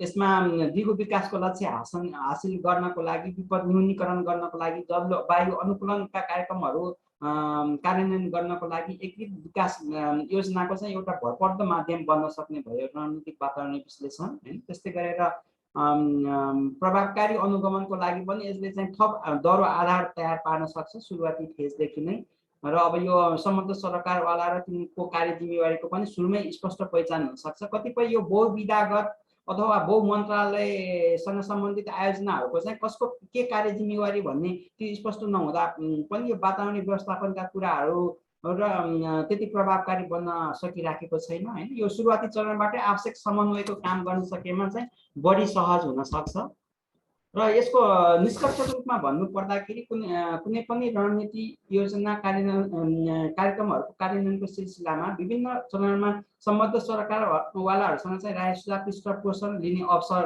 हो यो वास्तवमा। त्यस्तै गरेर अब आयोजना कार्यान्वयनबाट सृजित हुन सक्ने लाभहरूको पहिचान गर्दै प्रतिकूल असरलाई नियन्त्रण गरी आर्थिक सामाजिक वातावरणीय पक्षलाई कसरी सन्तुलनमा राख्ने भन्ने कुरालाई चाहिँ जोड दिन सकियो र विभिन्न विषयगत क्षेत्रसँग सम्बन्धित रणनीति योजना र कार्यक्रमहरूको रणनीतिक वातावरणीय विश्लेषण अध्ययनले विकास र वातावरण सन्तुलन कायम गर्दै दिगो विकासको अनुसन्धानलाई प्रभावकारी कार्यान्वयनलाई चाहिँ यसले सघाउ पुर्याउनु पर्यो र अगाडिको बाटो चाहिँ अब के हुनुपर्छ भनेदेखि हैन मैले के दुई तीनवटा चाहिँ यस अगाडि भएको रणनीतिक वातावरणीय विश्लेषणका को बारेमा छोटो चर्चा गरेँ। त्यस्तै गरेर कानुनी व्यवस्थाको बारेमा चर्चा गरेँ र हाम्रो वातावरण संरक्षण नियमावली 2077 मा पनि यसको व्यवस्था भइसकेको छ। यो 1 वर्षभन्दा बढी समय पनि भइसक्यो तर अहिलेसम्म चाहिँ यस सम्बन्धी कामहरू अगाडि बढाउने बारेमा चाहिँ खासै त्यति चर्चा परिचर्चा भइराखेको जस्तो लागेन र वास्तवमा यो दीर्घकालीन महत्त्व राख्ने कुरा भएकोले यसमा पनि अलिकति बहस चलाउनु पर्छ भन्ने हिसाबले चाहिँ मैले यो प्रस्तुतिकरण गरेको हुँ र अब हामीले गर्नुपर्ने कुराहरूको बारेमा भन्नु पर्दाखेरि चाहिँ जुन वातावरण संरक्षण नियमावली नियम 10 मा पनि भनिएको छ कि यो विषयगत मन्त्रालयले सूची तयार पार्नुपर्ने राष्ट्रिय योजना आयोगले सहमति दिनुपर्ने र सूचीलाई नेपाल सरकार मन्त्री परिषदले स्वीकृत गर्ने भन्ने कुरा गरेको छ। तर के का आधारमा ती योजना कार्यक्रमहरूको पहिचान छनौट गर्ने त्यसका मापदण्डहरू के हुन् भन्ने बारेमा चाहिँ हामी थप स्पष्ट हुनुपर्ने देखिन्छ। त्यसै गरेर अध्ययन र स्वीकृतिमा पनि अझ थप प्रक्रियागत स्पष्टता हुनुपर्छ भन्ने जस्तो लाग्छ। नियम 10 मा यो केही प्रक्रियाहरूको बारेमा त दिएको छ हैन तर अब हामीले 20 वर्षभन्दा लामो समयदेखि यो आइइआई को प्र्याक्टिस गर्दाखेरि पनि कतिपय प्रक्रियागत अस्पष्टताहरू छन् भनेदेखि यो त अहिलेसम्म सुरुवातै भएको छैन मलाई जानकारी भएसम्ममा। अब यसको लागि कामलाई अगाडि बढाउँदै जाँदाखेरि विभिन्न प्रक्रियागत अस्पष्टताहरू आउन सक्छन् त्यसलाई चाहिँ थप स्पष्ट पार्नुपर्छ केही कार्यविधिहरू बनाउनु पर्ने पो हो कि हैन ती कुराहरू पनि छन्। अब यो क्षेत्र निर्धारण प्रतिवेदन तयार पार्ने अनि वातावरणीय विश्लेषण गरेर राय सुझाव सङ्कलन गर्ने प्रक्रियाका कुराहरू जस्तो कि यसमा पनि अब सूचना प्रकाशन गर्ने भन्ने कुराहरू छन् हैन। अब त्यो सूचना प्रकाशन गर्दाखेरि कुन क्षेत्रलाई समावेश गर्ने त्यहाँको चाहिँ अब स्थलगत राय सुझावहरू कसरी सङ्कलन गर्ने स्याम्पल बेसिसमा गर्ने कि हैन यो त यो नीति योजना भनेको त देशव्यापी रूपमा लागू हुन सक्छ त्यसलाई चाहिँ अब कसरी त्यसका राय सुझावहरू सङ्कलन गर्ने भन्ने कुरा अलिकति थप स्पष्ट हुनुपर्छ भन्ने जस्तो लाग्छ हैन। यो प्रक्रियागत स्पष्टताका कुराहरू भयो र अर्को चाहिँ अब अध्ययनकर्ताको दक्षता अभिवृद्धिको कुरा पनि यसमा आउँछ हैन। अब आइइआईए गर्ने प्र्याक्टिसनर लामो समयसम्म यो प्र्याक्टिस गरिराख्दाखेरि पनि अझै पनि यो आइइआईए प्रतिवेदनहरू गुणस्तरीय भइराखेका छैनन् भन्ने व्यापक हैन सुन्छौँ हामी। गुणस्तरीय हुनको लागि अझ थप मिहिनेत गर्नुपर्ने छ कन्सल्टेन्टको तर्फबाट पनि गभर्नमेन्ट सेक्टरबाट पनि अब विभिन्न प्रयासहरू हुन सक्छन् भने पछाडि अब यो रणनीतिक वातावरण विश्लेषण गर्ने कुरामा त अझ हामीले क्षमता अभिवृद्धिका पक्षमा थप ध्यान दिनुपर्ने देखिन्छ र यो चाहिँ मैले मोटामोटी देखेका कुराहरू हुन् हैन।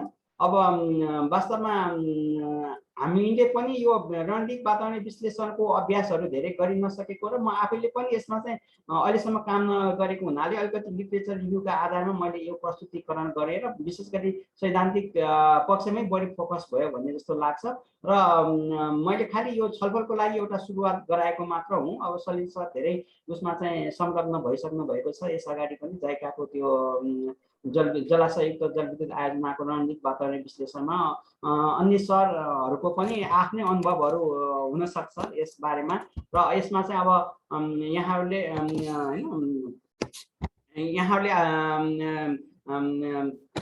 हामीहरूले चाहिँ यसमा चाहिँ थप छलफल चलायौँ छलफल चलाउँदाखेरि निश्चित रूपमा भविष्यमा कसरी अगाडि बढ्ने भन्ने कुरामा चाहिँ एकदमै त्यसले एउटा महत्त्वपूर्ण दिनेछ, एउटा आधारशिला तयार पार्नेछ भन्ने मलाई लाग्छ र मेरो यो प्रस्तुतिकरणलाई ध्यानपूर्वक सुनिदिनु भएकोमा धन्यवाद। अब कुनै थप जिज्ञासाहरू छन् मेरो प्रस्तुतिकरणसँग भने यहाँले राख्न सक्नुहुनेछ र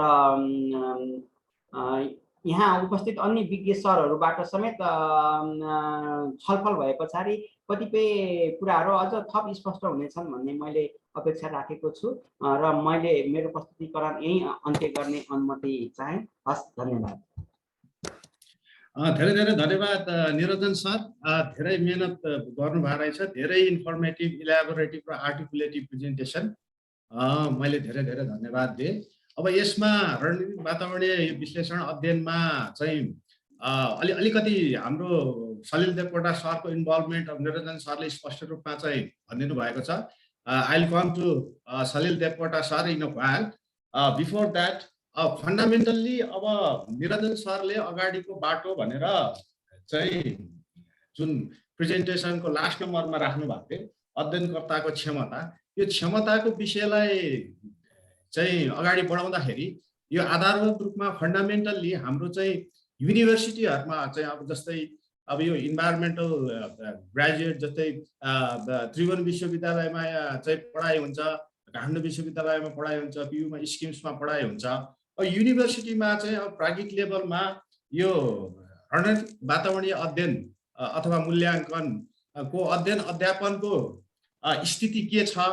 अब यसमा चाहिँ यो अलिकति मोनोटोनस पनि होला। तिनटै युनिभर्सिटीसँग कलेजसँग सम्बन्धित चाहिँ हाम्रा गुरुहरू हुनुहुन्छ। म यसबारेमा छोटो चाहिँ आफ्नो चाहिँ त्यो वस्तुस्थिति त्यसमा के छ, यो रणनीतिक वातावरणीय परीक्षणको चाहिँ अध्ययन अध्यापन सम्बन्धी के कति क्रेडिट आवर्स छ, ग्रेजुएटहरूको यसमा इन्ट्रेस्ट कति छ, कसरी चाहिँ हामीले ग्रेजुएटलाई ग्रो गराइरहेका छौँ भन्ने विषयमा अब यो त्रिभुवन विश्वविद्यालयको केन्द्रीय वातावरण विभागमा विभागीय प्रमुखको रूपमा भूमिका निभाइसक्नुभएका प्राध्यापक डाक्टर मदन कोइराला सरलाई यसबारेमा केही भनिदिनु हुन, जानकारी गराइदिनु हुनको निम्ति म पहिले अनुरोध गरेँ छोटोमा सर। त्यसपछि म अझै माथिमा सर र रिजन भक्त कायस्थ सरका आउँछु। प्लिज यो कन्टेन्टहरू चाहिँ रिपिट नगरिदिनु होला सर। हस्, थ्याङ्क यू मदन सर। धन्यवाद सन्तोषजी। पहिला त यो नेपाल वातावरण समाज प्रति हार्दिक आभार। एकदम समसामयिक र फेरि प्यानलिस्टमा पनि यो एससीए तर्जुमा गर्ने, लागू गर्नुहुने अनि प्र्याक्टिसनर सलिलजी, हाम्रो निरञ्जन सरहरू र तपाईँहरू जो अहिले एक्जिक्युट गरिरहनु भएको छ र हामी एकाडेमिया जसले अब प्रयत्न गरिरहेछौँ ह्युमन रिसोर्स प्रोड्युस गर्नको निम्ति, अनि यो डकुमेन्ट रिभ्यू गर्ने र अलिअलि डकुमेन्ट गर्ने पनि हामीले कोसिस गर्छौँ है। त्यो क्रस सेक्सनल रिप्रेजेन्टेसन गराएर जुन यो वेबिनार गराउनु भयो, यसले हामीहरूलाई निकै फाइदा पुग्छ जस्तो लाग्छ। पहिला चाहिँ निरञ्जनजीले धेरै मेहनत गर्नुभएको छ। उहाँको बाई इभोल्युसन 23 वर्षको हाम्रो इपिए इपिआर हुँदै अहिले एससिएमा आइपुग्दाखेरि हामी कहाँ छौँ भन्ने कन्टेक्स्टमा उहाँले थुप्रै इक्जाम्पलहरू साइट गर्नुभएको छ। यो कन्टेन्टमा अहिले हामी सबैले आफ्नो पालामा सेयर गर्छौँ नि, जुन फोकस एरिया दिनुभएको छ मलाई सन्तोषजीले। अहिले यो नयाँ संविधान आइसकेपछि, राज्यको पुनः संरचना भइसकेपछि, विकास आयोजनाहरू ठुल्ठुलो आउन थालिसकेपछि र समृद्धि र विकासको नारामा देश कुनै न कुनै हिसाबमा अगाडि बढिसकेपछि हामी एससिए चाहिँ हामी इन्डिस्पेन्सेबल ठाउँमा छौँ। थुप्रै उदाहरण निरञ्जनजीले पेश पनि गर्नुभएको छ। वन, वाटर रिसोर्स, रोड्स लगायत केही कुरा थप अरू आएको उहाँको कभरेजमा छुटेको हो कि जस्तो मैले मानेको छु। जस्तै अहिले यो हाइवेज ट्रान्सपोर्टको हाइवे जस्तै ट्रान्समिसन लाइन, पावर ग्रिडको पनि हाइवेको परिकल्पनामा देश गइसकेको छ है। यी सबै यो रणनीतिक वातावरणीय अध्ययनले नै समेटिनुपर्ने कुराहरू हुन्। यहाँले जे भन्नुभयो, म त्रिभुवन विश्वविद्यालयको तपाईँहरूको पारादेखि फर्स्ट ब्याचदेखि अहिले 19 ब्याच निस्किनुसम्म र हाम्रो करिकुलमको यो 4th एजुकेसन, हामी 5औं डिभिजनको स्टेजमा छौँ मा आइपुग्दाखेरि EIA को कन्टेन्ट कुनै न कुनै रूपमा चाहिँ सन्तोषजीहरूले पढ्दादेखि नै 2001 देखि नै थियो। तर हामी विकासक्रमको इभोल्युसन र सँगसँगैको वातावरणीय मुद्दाको इभोल्युसन, जहाँ अहिले हामी रणनीतिक वातावरणीय अध्ययनमा आइपुगेको छौँ, को फेजमा आइपुग्दा हाम्रो जनशक्तिहरू, फ्रेङ्कली भन्नुपर्दा म यहाँ भूपेन्द्रलाई देखिरहेको छु, अरू धेरैजना हाम्रो प्रडक्टहरू हुनुहुन्छ जो नेपाल सरकारको विविध निकायहरूमा र इन्डिपेन्डेन्टली इन्भाइरोमेन्ट स्टडिजमा इन्भल्भ हुनुहुन्छ। मलाई लाग्छ मेजरली त टियुको प्रडक्टले नै कन्ट्रिब्युट गरिरहनु छ अहिले अलक्रोस। त्यो हिसाबमा रणनीतिक वातावरणीय अध्ययन अथवा स्ट्राटेजिक इन्भाइरोमेन्ट एसेसमेन्टमा नै कमान्ड भएको हामीले चाहिँ हाम्रो एजुकेसन सिस्टमबाट प्रड्युस गर्न सकेको छैन। यो कुरा मैले सिन्सियरली राख्नुपर्छ। हालांकि हाम्रो करिकुलर कन्टेन्टमा हामीसँग EIA को हामी प्र्याक्टिस पनि गराउँछौँ। हामी गभर्मेन्टमै एक्जिक्युसन हुनुभएको प्र्याक्टिसनरबाट पनि हामीले त्यो कामहरू यो कन्ट्याक्ट टिचिङमा पनि उहाँहरूलाई हामीले इन्भल्भ गराएका छौँ। तर सोसल इभोल्युसनको कन्टेक्स्टमा हामी जस्तै अहिले यो पछिल्लो EPR-मा BES EIA को स्टेजमा छौँ। एससिएमा हामी जान सकेको हुन त निरञ्जनजीले बाई डकुमेन्टेसन 1989मा लिखित रूपमा नै पनि हामीले रणनीतिक वातावरणीय विश्लेषण गरेको छौँ भन्ने कुरा डकुमेन्ट गर्नु छ। त्यो मुलुकले मन्त्रालयगत रूपमा राष्ट्रिय योजनाको हिसाबमा ती कामहरू गरे पनि ह्युमन रिसोर्स एज सच युनिभर्सिटीले प्रड्युस गर्ने सहरमा चाहिँ एससिएमा हामीले त्यो हिसाबमा ओरिएन्ट गर्न सकेको स्थिति अगाडि थिएन। अहिले यो पास्ट 3-4 इयर्सको हाम्रो एक्जिस्टिङ करिकुलममा हामीसँग स्पेसल पेपर छ, 100 फुल मार्क स्पेसल पेपर, जसमा हामीले EIA IEमा स्टुडेन्टलाई इन्भल्भ गराउँछौँ र हाम्रो मन्त्रालयसँग केही सहकारीहरू छ। जस्तै खास गरी सङ्घीय मानव तथा स्थानीय विकास मन्त्रालयको IE को मोनिटरिङ चाहिँ उहाँहरूले जोइन्टली TU KUसँग गराउने गर्नुभएको छ है। त्यसका पनि केही फ्लजहरू छन्। त्यो चाहिँ अब अहिलेको संविधानको अनुसूचीमा उल्लेखित प्रादेशिक सरकार र स्थानीय सरकारसँग पनि वातावरणसँग सम्बन्धित ऐन बनाउने जुन प्रावधान छ र उहाँहरूसँग जुन क्षमताको विकास भइरहेको छ, त्यो आधारमा IE र EIA गर्ने क्षमता विकास भएको खण्डमा उहाँहरूलाई फेसिलिटेट गर्ने हिसाबमा, स्ट्रेन्थन गर्ने हिसाबमा विश्वविद्यालयको भूमिका रहनेछ है। अहिले केही महानगरपालिकाहरू, केही प्रदेश सरकारहरूमा त्रिभुवन विश्वविद्यालयले यो IE र EIA को तहमा काम गरेको छ। वातावरण विभागसँगको सहकार्यमा पनि 7वटा प्रदेशमा गरेको कुरा हाम्रो भूपेन्द्रजीले सेयर गर्नु होला है।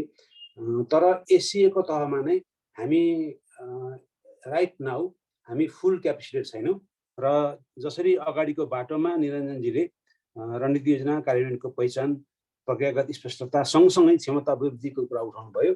हामी त्यो समयमा छौँ, समयक्रमको त्यो चरणमा छौँ। अब क्षमता वृद्धिको लागि रणनीतिक वातावरणीय विश्लेषणको क्रममा नेपाल सरकार, हाम्रो एगिरी सर यहाँ हुनुहुन्छ, विश्वनाथ सरसँग हामी कन्ट्याक्टमा रहौँ र उहाँ प्रोग्राममा आउनु होला। हामीले क्षमता अभिवृद्धिको निम्ति नेपाल सरकारसँग सहकार्य एकदमै गर्नुपर्ने बेला भएको छ। जस्तै नरेन्द्र सर आफ्नो प्रस्तुतिमा राख्नुभएको छ। सबिरजीले यदि आफ्नो संलग्नताबाट यो जाइका यो बेसिक लेभल स्टडीमा गरेको कुरा राख्नुहुनेछ। हामी एसोसिएटेड स्टेक होल्डर्सले सँगै सहकार्य गरेर हामी क्षमता अभिवृद्धिमा इन्भल्भ हुनुपर्ने समयमा छौँ। मलाई लाग्छ सन्तोषीले मलाई दिनुभएको कन्टेक्स्टको कुरा यति नै थियो। मैले thank you so much Madan sir. म सरका फेरि पनि आउने छु।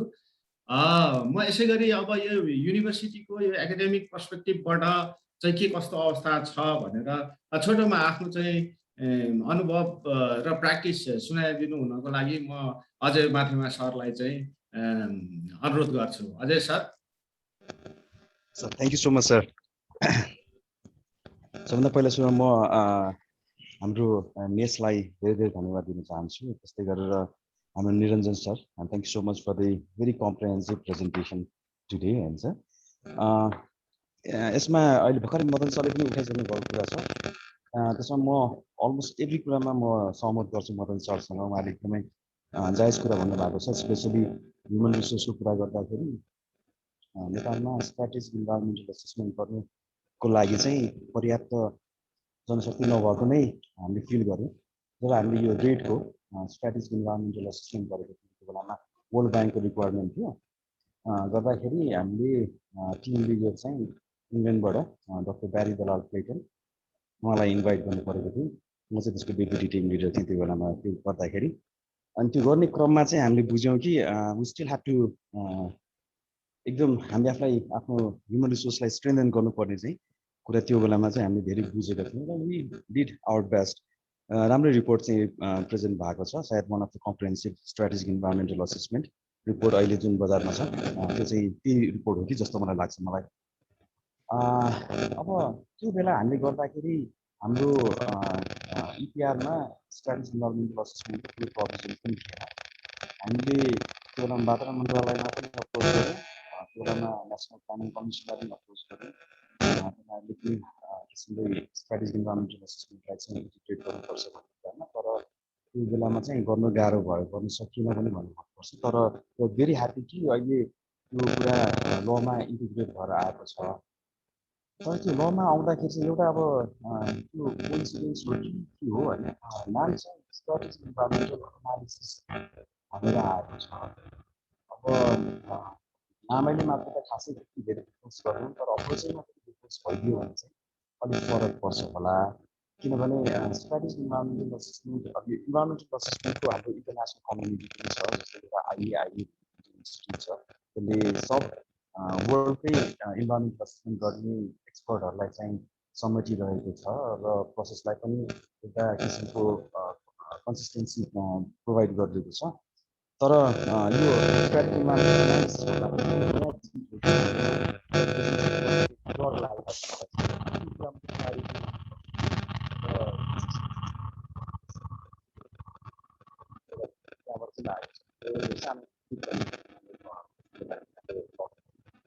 अब अर्को पार्ट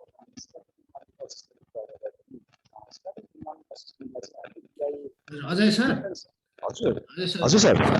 अलिकति त्यो माइक हुन्छ सर, हुन्छ सर, हुन्छ sir. It's audible clear. Thank you sir, thank you sir. Sir यो स्ट्राटेजिक इन्भाइरोमेन्टल असेसमेन्ट चाहिँ सर र इआईले यसलाई चाहिँ हामीले छुट्टा छुट्टै प्रोसेसको रूपमा गरिँदैन, कम्प्लिमेन्ट्री इच अदर भनेर दिँदाखेरि बेटर हुन्छ जस्तो लाग्छ सर मलाई चाहिँ। किनभने स्ट्राटेजिक इन्भाइरोमेन्टल असेसमेन्टले जति पनि एनालिसिस गर्न सक्छ त्यसले चाहिँ इआईएलाई पछाडि हामीले प्रोजेक्ट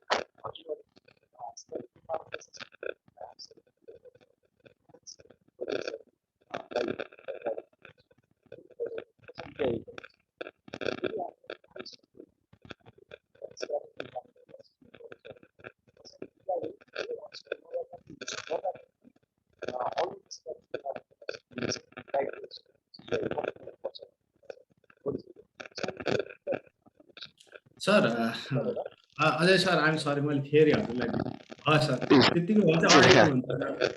सरी सर कुरा गर्दै गर्दै भएछ। एउटा त्यो कुरा भयो सर, त्यो कनेक्सन दुईटा एससिए र इआइए बिचमा कनेक्सन चाहिँ हामीले मेन्टेन गर्नुपर्छ जस्तो लाग्छ सर। एउटा त्यो कुरा भयो। अनि अर्को कुरा चाहिँ स्टेक होल्डरको पनि कुरा छ सर। अब इआइए अहिले त हामीले कसरी इम्प्लिमेन्टेसन भएको छ भने अहिले प्रोजेक्ट प्रोपोनेन्टहरूले नै आफैले नै जिम्मेवारी लिएर इआइए सबै गर्छ। त्यसको अप्रुभल गर्ने अथोरिटी मात्रै हाम्रो गभर्मेन्टसँग छ। त्यो गर्दाखेरि कस्तो छ भने इट्स काइन्ड अफ प्रोपोनेन्ट अगेन्स्ट गभर्मेन्टको चाहिँ लडाइँ देखिन्छ कि त्यसमा। प्रोपोनेन्ट चाहिँ सकेसम्म इआइए पास गराउने अनि गभर्मेन्टले चाहिँ सकेसम्म स्ट्रिक्ट हुने, यो किसिमको अप्रोच देखिन्छ। स्ट्राटेजिक इन्भाइरोमेन्ट एसेसमेन्टमा त्यो चाहिँ हुन सक्दैन जस्तो लाग्छ, गर्नु हुँदैन जस्तो लाग्छ मलाई। किनभने एससिए गर्ने जिम्मेवारी चाहिँ कुनै प्रोपोनेन्टलाई दिनुभन्दा पनि वातावरण मन्त्रालयभित्र नै त्यो स्ट्रेन्थ इन्हान्स गर्नु, मतलब स्ट्रेन्थन गर्नुपर्छ जस्तो लाग्छ, त्यो स्ट्रेन्थ बिल्ड गर्नुपर्छ जस्तो लाग्छ मलाई सर। किनभने अब प्लान्सहरू बनाउने मोस्टली नेसनल प्लानिङ कमिसन होला र विभिन्न मन्त्रालयहरू होला। त्यो मन्त्रालयहरूलाई चाहिँ वातावरण मन्त्रालयले चाहिँ इनपुट दिन सक्नु पर्यो इन्भाइरोमेन्टल पर्सपेक्टिभबाट। अहिले हामीसँग भएको इआई सेक्सन जुन छ त्यसलाई महाशाखा जुन छ त्यसलाई चाहिँ अझ स्ट्रेन्थन गरेर त्यहाँ स्ट्राटेजिक इन्भाइरोमेन्ट असेसमेन्टको एक्सपर्ट्सहरू पनि खालि एडमिनिस्ट्रेटर मात्रै नराखिकन एक्सपर्ट नै इन्भाइरोमेन्ट एक्सपर्ट नै त्यहाँ इन्क्लुड गरेर हामी त्यहाँ राख्नु विभिन्न मन्त्रालयहरू कमिसनहरू सबैले प्लान बनाउँदाखेरि इन्भाइरोमेन्ट चाहिँ गर्नुपर्छ भन्ने चाहिँ दिन सक्ने स्ट्रेन्थ वातावरण मन्त्रालयमा बनाउनुपर्छ जस्तो लाग्छ। यो गर्दाखेरि वातावरण मन्त्रालयको आफ्नो रेलेभेन्स पनि बढ्दै जान्छ जस्तो लाग्छ। एट द मेन टाइम अहिले वातावरण मन्त्रालय तथा वातावरण मन्त्रालयमा वातावरण पार्ट चाहिँ पनि स्ट्रेन्थन गर्दै जान्छ जस्तो लाग्छ मलाई सर।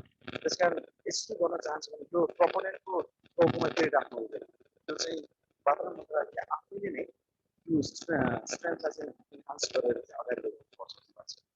त्यो तेस्रो पोइन्ट हो सर। लास्ट पोइन्टमा चाहिँ अब हामीले गर्न के गरिरहेको छौँ भन्ने गर्दाखेरि अब हजुरले थाहा छ हामी स्किम्सले 98देखि आफै हामीले काम 1999देखि नै कलेज स्थापना भएको सालदेखि नै इआइएलाई चाहिँ पढाइरहेको छौँ। इआइए पढाउँदाखेरि हाम्रो Rambahadur Khadka sir father of EIA पनि हाम्रो संस्थापक प्रिन्सिपल हुनुहुन्थ्यो। उहाँले इआइएमा एससिएको कम्पोनेन्टलाई सधैँ इन्टिग्रेट गरेर लैजानु अनि पढाइ त दुई टाइम स्कुल भएको सर एससिएको चाहिँ। तर अब रियल इम्प्लिमेन्टेसन चाहिँ अहिले बल्ल बल्ल देखिन थालेको छ त्यसको। एससिएमा वास्तवमा पढाउनको लागि चाहिँ क्षमता त हाम्रो काम गर्ने क्षमता बढाउनु पर्यो, तर पढाउने ठाउँमा पनि क्षमता बढाउनु पर्ने चाहिँ आवश्यकता देखिन्छ सर। हाम्रो युनिभर्सिटीहरूमा हाम्रो टिचर्सहरूमा हामीहरूमा पनि एससिएको अझ पढाउनको लागि हाम्रो आफ्नै क्षमता पनि बढाउनु पर्ने चाहिँ आवश्यकता हुन्छ। अहिलेसम्म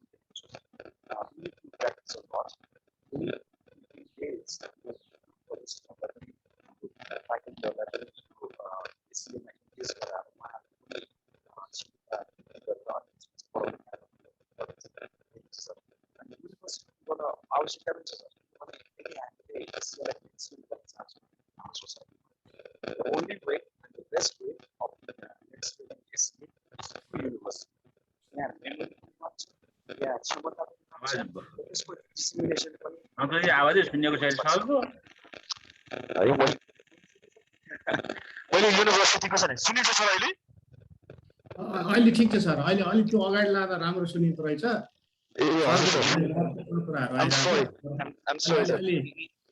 मैले चाहिँ खास इम्फासाइज गर्न खोजेको युनिभर्सिटीमा पनि एससिए पढाउनको लागि हाम्रो फ्याकल्टीहरूको चाहिँ क्यापासिटी बिल्ड गर्नुपर्छ जस्तो लाग्छ सर। त्यो बिल्ड गर्दाखेरि दुईवटा के कुरा हुन्छ त्यसमा चाहिँ एउटा चाहिँ मेमोरी पनि रिटेन्सन हुन्छ सर। त्यहाँ रिसोर्सहरू भएर त्यहाँ अझ हाम्रो नलेजलाई अझ इन्हान्स पनि गर्न सकिन्छ र इफेक्टिभली डिसिमिनेट गरेर एसियालाई मेन स्ट्रिम पनि गर्न सकिन्छ। तर युनिभर्सिटीको एकदम सिग्निफिकेन्ट रोल हुन्छ। मन्त्रालयहरूमा मात्रै फोकस नगरिकन युनिभर्सिटीमा पनि यसको चाहिँ क्षमता वृद्धि गर्ने चाहिँ फोकस गर्नुपर्छ जस्तो लाग्छ सर। यति भन्दा मैले आफ्नो कुरा टुङ्गाएँ सर। म यही हुन्छु, के क्वेसन छ भने I'll be happy to answer. Thank you Ajay sir. एकदम प्र्याक्टिकल, एकदम हामीले भएको कुराहरू सरले गर्नुभयो। विशेष गरी यो चाहिँ युनिभर्सिटी र गभर्मेन्ट बिच कोअर्डिनेसन गरेर एउटा इन्स्टिट्युसनल मेमोरी सहित चाहिँ एउटा चाहिँ यो जनशक्ति विकास र जनशक्ति विकास गर्ने जुन चाहिँ जनशक्ति छ त्यसले पनि चाहिँ आफूले चाहिँ यो सम्बन्धित विषयमा चाहिँ इम्प्रुभमेन्ट सुदृढीकरण गर्दै जानुपर्ने अवस्थालाई उजागर गरिदिनु भयो। Thank you so much. यसै गरी म साथसाथै अब काठमाडौँ युनिभर्सिटीबाट यो अध्ययन अध्यापनमा यो स्ट्राटेजिक इन्भाइरोमेन्ट एसेसमेन्ट भनौँ अथवा एनालाइसिस भनौँ अथवा स्टडी भनौँ, यसमा चाहिँ काठमाडौँ युनिभर्सिटीको अनुभव के छ भनेर म डाक्टर रिजन भक्तकायस्थ सरलाई मैले छोटो आफ्नो चाहिँ राखिदिनु हुनुको लागि अनुरोध गरेँ सर। हुन्छ सर्वप्रथम त सबैलाई नमस्ते। सुन्नु भएको छ होला है? सर्वप्रथम त यो कार्यक्रममा चाहिँ यो जुन वेबिनार सरहरूले चाहिँ अर्गनाइज गर्नुभएको छ त्यसमा चाहिँ मलाई बोलाउनु भएकोमा चाहिँ यो नेपाल इन्भाइरोमेन्ट सोसाइटी, हाम्रो मेनली सन्तोषजी र अरू सर म्यामहरू सबैलाई चाहिँ धन्यवाद दिन चाहन्छु। अब म चाहिँ 2-3वटा कुरा राख्न चाहन्छु। सुरुमा त अब सन्तोष सरले भन्नुभयो जस्तै चाहिँ काठमाडौँ युनिभर्सिटीमा चाहिँ यो EIA SEA सम्बन्धी के कस्तो चाहिँ पढाइ भइराखेको छ भन्ने कुरामा जान्छु। त्यसमा चाहिँ हाम्रो अब इन्भाइरोमेन्ट साइन्स चाहिँ नेपालमा सर्वप्रथम नै चाहिँ सबभन्दा पहिल्यै केयुमा सुरु भएको हो 1994 देखि। त्यति बेलादेखि चाहिँ इन्भाइरोमेन्ट एसेसमेन्ट भनेर चाहिँ EIA भनेर चाहिँ पढाइ भइराखेको। यो अहिले अन्डर ग्रेजुएटमा अहिले पनि कन्टिन्यू छ। अन्डर ग्रेजुएट पनि हाम्रो चाहिँ 2 प्रकारका छन्, एउटा इन्भाइरोमेन्ट साइन्स भन्छौँ, अर्को चाहिँ इन्भाइरोमेन्टल इन्जिनियरिङ। त्यो दुवैमा चाहिँ हाम्रो 4th इयरको फर्स्ट सेममा उनीहरूले इन्भाइरोमेन्ट इम्प्याक्ट एसेसमेन्ट भनेर 3 क्रेडिटको चाहिँ पढ्छ। अनि त्यसमा चाहिँ सुरुमा चाहिँ हाम्रो सुबोध सरले चाहिँ धेरै काम गरेर यो EIA आफै पनि चाहिँ एसेसमेन्ट गरेर काम गर्नुभएको भएर उहाँले पढाइराख्नु भएको। अहिले चाहिँ अरू अब जियोलोजिस्ट हाम्रो कुमुद सरले पनि पढाउनुहुन्छ र अरू चाहिँ PhD स्टुडेन्टहरूले पनि जो चाहिँ इन्भाइरोमेन्ट इम्प्याक्ट एसेसमेन्टमा चाहिँ काम गरिराख्नु भएको छ उहाँहरूले चाहिँ पढाइराख्नु भएको छ। अनि मास्टरमा पनि हाम्रो चाहिँ 2nd इयरमा यो ACA त होइन, सुरुमा 2-4 वर्ष चाहिँ ACA भनेरै पढाएको थियौँ हामीले। तर अहिले चाहिँ हामीले हालसालै गत वर्षदेखि 2020 देखि चाहिँ हामीले चाहिँ environment impact and risk assessment भनेर चाहिँ रिनेम गरेका छौँ। यसमा चाहिँ अब यो ACA नै हो, तर यसमा ACA भन्दा एउटा के थपिएको छ भने रिस्क पनि हामीले एनालाइसिस गर्छौँ। रिस्कको चाहिँ के इम्प्याक्ट पर्न सक्छ त्यो पनि चाहिँ हामीले गर्छौँ। त्यो पनि 3 क्रेडिटको ग्रेजुएटमा चाहिँ छ, MTech र MSc मा चाहिँ छन्। यो चाहिँ भयो हाम्रो केयुमा भइराख्यो। यसमा यो ग्रेजुएटमा चाहिँ ACA र यो जुन चाहिँ इन्भाइरोमेन्ट इम्प्याक्ट एन्ड रिस्क एसेसमेन्टमा चाहिँ पहिला सुबोध सरले पढाइराख्नु भएको। अनि अहिले चाहिँ हाम्रो बटुकृष्ण उप्रेती सरले पनि धेरै वर्ष पढाइराख्नु भएको छ। उहाँले चाहिँ फिल्डमै लगेर राम्रोसँग चाहिँ प्र्याक्टिकलै गराउनुहुन्छ। त्यो हिसाबले चाहिँ हाम्रो विद्यार्थीहरूले चाहिँ पछि आफै कन्सल्टिङ फर्महरू खोलेर EIA SEA गरिराखेको अवस्था छ। यो भयो हाम्रो केयुमा के कस्तो भइराखेको। अनि हाम्रो अघि निरञ्जन सरले चाहिँ धेरै राम्रो प्रस्तुति गर्नुभएको थियो। त्यसमा चाहिँ म 1-2वटा कुरा चाहिँ कमेन्टको रूपमा राख्न चाहन्छु। सरको चाहिँ यो जुन प्रस्तुति सुन्दाखेरि त्यसमा माथिल्लो तटीय क्षेत्रको चाहिँ केही पनि गर्नुपर्ने जस्तो चाहिँ त्यहाँ कतै उल्लेख गरिएको छैन। यो हालसालै भएको मेलम्चीको केसले पनि हामीलाई के ज्ञान दिएको छ भने तल्लो तटीय क्षेत्र मात्र होइन, माथिल्लो तटीय क्षेत्रमा पनि हामीले विस्तृत अध्ययन गर्नुपर्छ। यो चाहिँ नै अब यो जुन चाहिँ वातावरण संरक्षण नियमावली 2077 मेरो विचारमा छैन जस्तो छ। किनभने अब हाइड्रो पावरहरू अरू वाटर प्रोजेक्टहरू जस्तै मेलम्ची नै भनौँ, त्यो पनि चाहिँ हिम नदीय क्षेत्रभित्र पर्छ भनेको ग्लेसियराइज रिभर बेसिन भित्र पर्छ। ग्लेसियर रिभर बेसिन भन्ने बित्तिकै हामीले 4-5 हजार मिटरसम्म गएर अध्ययन अनुसन्धान गर्नुपर्छ।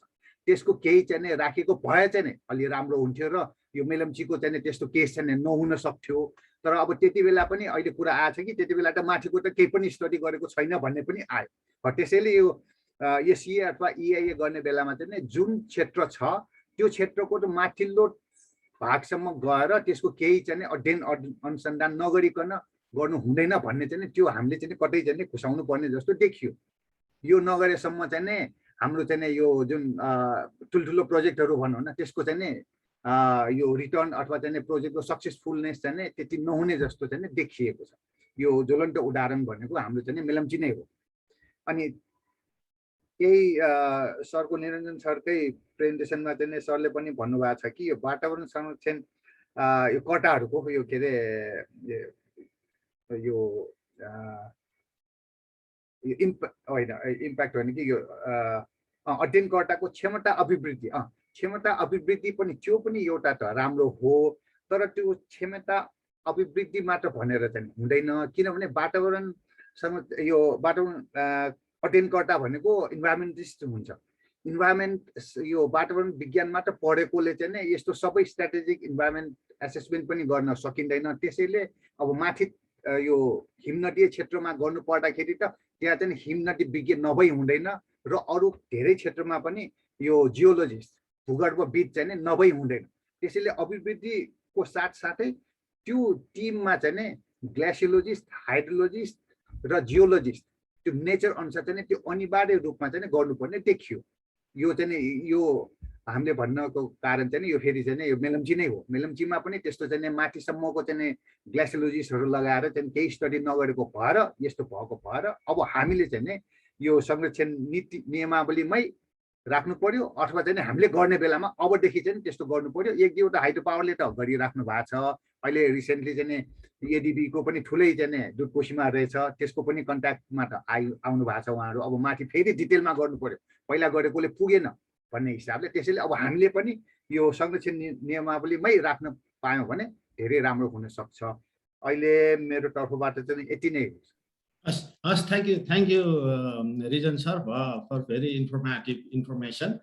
अब म चाहिँ अब अघि निरञ्जन सरले पनि भन्नुभएको थियो, निरञ्जन सरको चाहिँ प्रस्तुति प्लस चाहिँ लामो समयदेखि यो वातावरणीय अध्ययन, विभिन्न प्रकारको वातावरणीय अध्ययन यो बेसिन लेभलमा, रिजनल लेभलमा, वाटरसेड लेभलमा, स्ट्राटेजिक लेभलमा र प्रोजेक्टको चाहिँ EIA अहिले भर्खरै हामीले इन्ट्रोड्युस गरेको चाहिँ ब्रिफ इन्भाइरोमेन्टल स्टडी भन्ने छ। धेरै किसिमका प्रोजेक्टहरू धेरै विषयगत मन्त्रालयहरूसँग चाहिँ फेस टु फेस चाहिँ काम गरेर लामो समय चाहिँ अनुभव बटुल्नु भएको एउटा नेपालकै अब one of the environmental expert भन्न चाहन्छु म, सलिल देवकोटा सर। उहाँ बोथ प्रोफेसनली एकाडेमिकली दुवै फिल्डमा चाहिँ इमर्ज हुनुहुन्छ। म अलिकति सलिल सरको चाहिँ यो स्ट्राटेजिक इन्भाइरोमेन्ट एसेसमेन्ट चाहिँ गर्ने बेला why is it strategic, why is it not strategic, यसलाई स्ट्राटेजिक चाहिँ किन भनियो र यो प्रोजेक्ट लेभलको इन्भाइरोमेन्ट एसेसमेन्टसँग चाहिँ यसको चाहिँ फरक के हो, यो पोलिसी लेभलमा, प्रोग्राम लेभलमा चाहिँ प्लान लेभलमा गर्ने भनिन्छ। यो माथि गर्दाखेरि मुनि प्रोजेक्ट लेभलमा चाहिँ यसको चाहिँ इम्प्याक्ट, यसको चाहिँ कन्ट्रिब्युसन के कस्तो हुन्छ। साथसाथै अब यसमा अलिकति आफू पनि मच भएको कारणले गर्दाखेरि म सलिल सरलाई चाहिँ आफ्नो अनुभव राखिदिनु हुनको निम्ति अनुरोध गर्दछु। Salil sir please.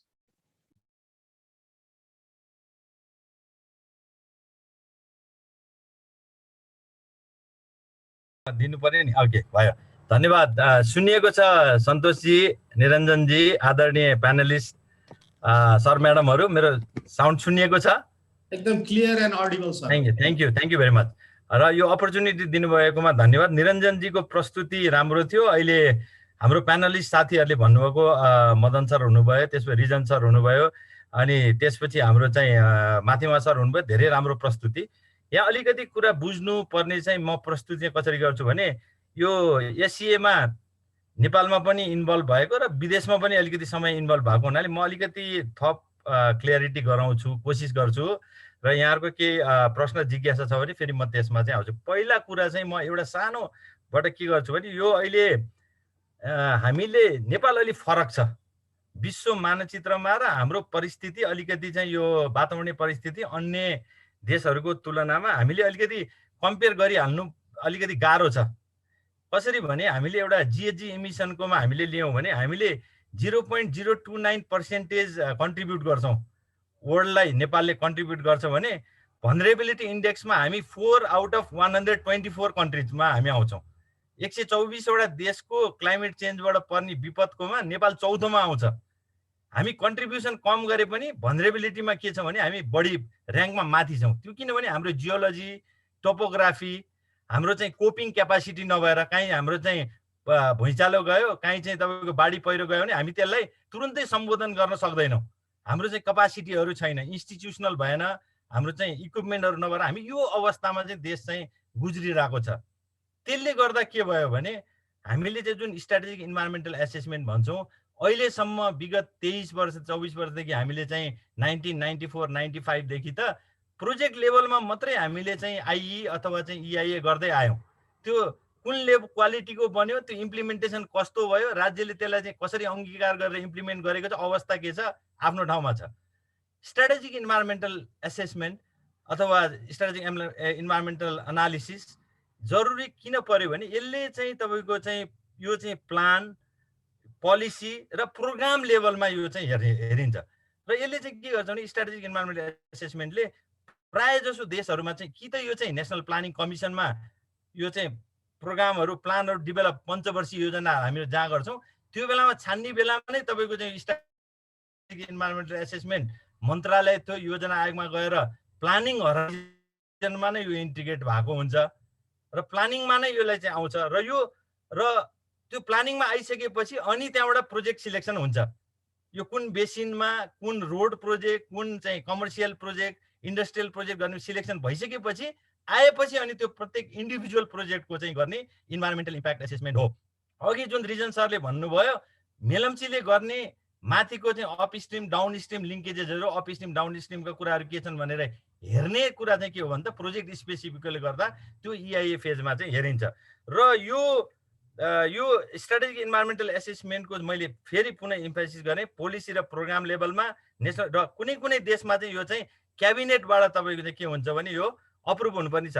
राम्रो स्ट्राटेजिक इन्भाइरोमेन्टल एसेसमेन्ट गर्ने देशहरूको हामीले हेऱ्यौँ भने तपाईँहरूले त्यो गर्न पनि सक्छौँ। क्यानाडाको हामी एउटा इक्जाम्पल लिन सक्छौँ, त्यस्तै हामीले चाहिँ डेनमार्कको हामीले इक्जाम्पल लिन सक्छौँ, हामीले नेदरल्यान्डको इक्जाम्पल लिन सक्छौँ जहाँ चाहिँ तपाईँको चाहिँ यो कुराहरू क्याबिनेटमा डिस्कसन भएर देशलाई चाहिने चाहिँ तपाईँको चाहिँ भौतिक पूर्वाधारका कुराहरू रिजनल प्लानिङ तपाईँको चाहिँ नेसनल प्लानिङ त्यसपछि तपाईँको अरू चाहिँ तपाईँको डेभलपमेन्ट प्लानिङहरू चाहिँ प्लानिङ हराइजनमा 10 वर्ष 15 वर्ष 25 वर्षमा 50 वर्षमा अब देश कसरी जाने भनेर प्लानिङमा यो चाहिँ इन्टिग्रेट गर्ने चाहिँ एउटा चाहिँ कम्पोनेन्ट हो र यो गर्दाखेरि चाहिँ यसमा चाहिँ के स्टडी गरिन्छ भने इन्भाइरोमेन्ट र सोसियल मात्रै यसलाई चाहिँ हेरिँदैन, अरू समसामयिक परिस्थितिहरू जस्तै यसमा चाहिँ तपाईँको चाहिँ पोलिटिकल कुराहरू हेरिन्छ, सोसियो पोलिटिकल ब्यालेन्सको कुराहरू हेरिन्छ, इकोनोमिक प्रोस्पेरिटी इकोनोमिक तपाईँको चाहिँ एस्पेक्ट्सहरूलाई हेरिन्छ, सोसियल एस्पेक्ट्सलाई हेरिन्छ, टेक्नोलोजिकल एस्पेक्ट्सलाई हेरिन्छ, लिगल र इन्भाइरोमेन्टल एनालिसिस यो पिएसटिएलई मोडलबाट चाहिँ के गरिन्छ भने प्राय जसो देशहरूमा चाहिँ तपाईँको चाहिँ यो स्ट्राटेजिक इन्भाइरोमेन्टल एसेसमेन्ट गरिन्छ र यसमा चाहिँ गरिँदाखेरि के हुन्छ भने सिरिज अफ तपाईँको चाहिँ प्रोजेक्टहरू चाहिँ अल्टरनेटिभको रूपमा चाहिँ लिएका हुन्छन्। म पछि त्यसमा आउँछु र त्यसमा चाहिँ प्रत्येक प्रोजेक्टको चाहिँ सोर्ट एनालिसिस गरे हुन्छ, स्ट्रेन्थ विकनेस अपर्च्युनिटी थ्रेट के छ भनेर एउटा चाहिँ डिटेलमा डिप डाइभ गरेर तपाईँको चाहिँ त्यो स्टडी गरेको हुन्छ। त्यो स्टडीलाई हामीले अघि मेरो मित्र निरञ्जनजीले भन्नुभयो हामीले चाहिँ यो nationwide master plan study of storage type hydro power प्रोजेक्टमा जाइका फन्डिङ र गभर्मेन्ट अफ नेपाल एनइएकोमा हामीले करिब 2 वर्ष लगाएर चाहिँ यो मेथोडोलोजी लगाएर हामीले चाहिँ अध्ययन गरेका थियौँ।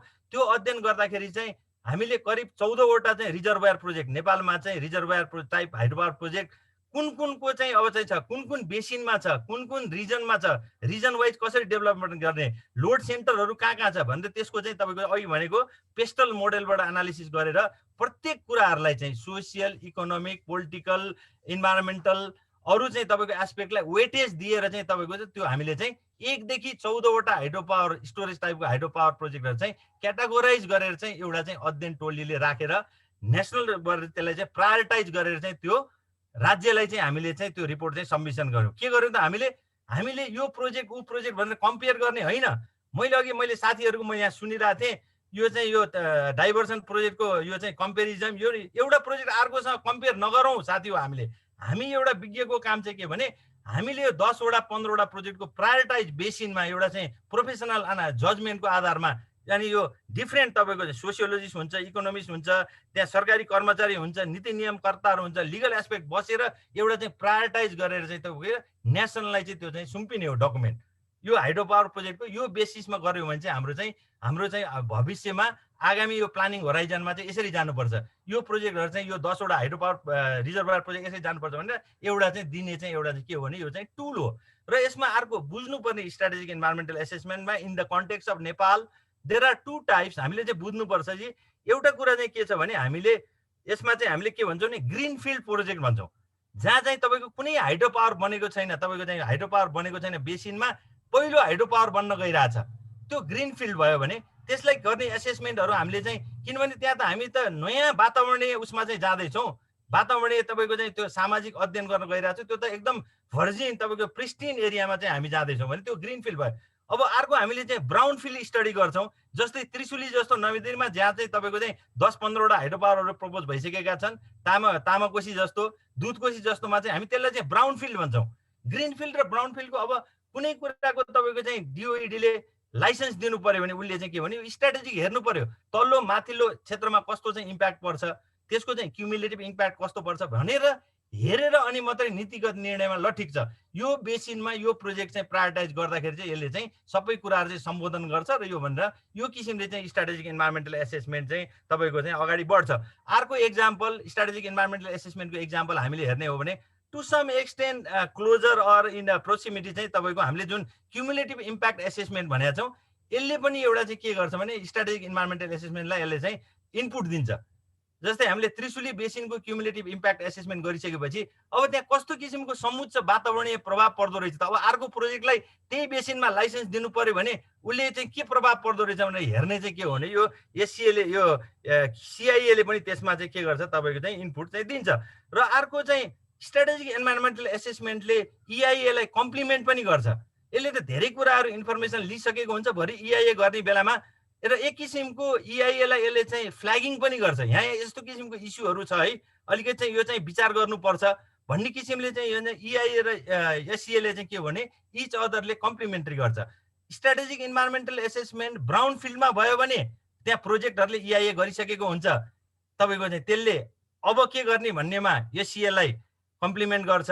ग्रिन फिल्डमा हो भने एससिएले काम गरेको तपाईँको डेटाबेसले भावी आउने प्रोजेक्टहरूलाई चाहिँ तपाईँको चाहिँ के गर्छ भने त्यसमा चाहिँ कम्प्लिमेन्ट गर्छ।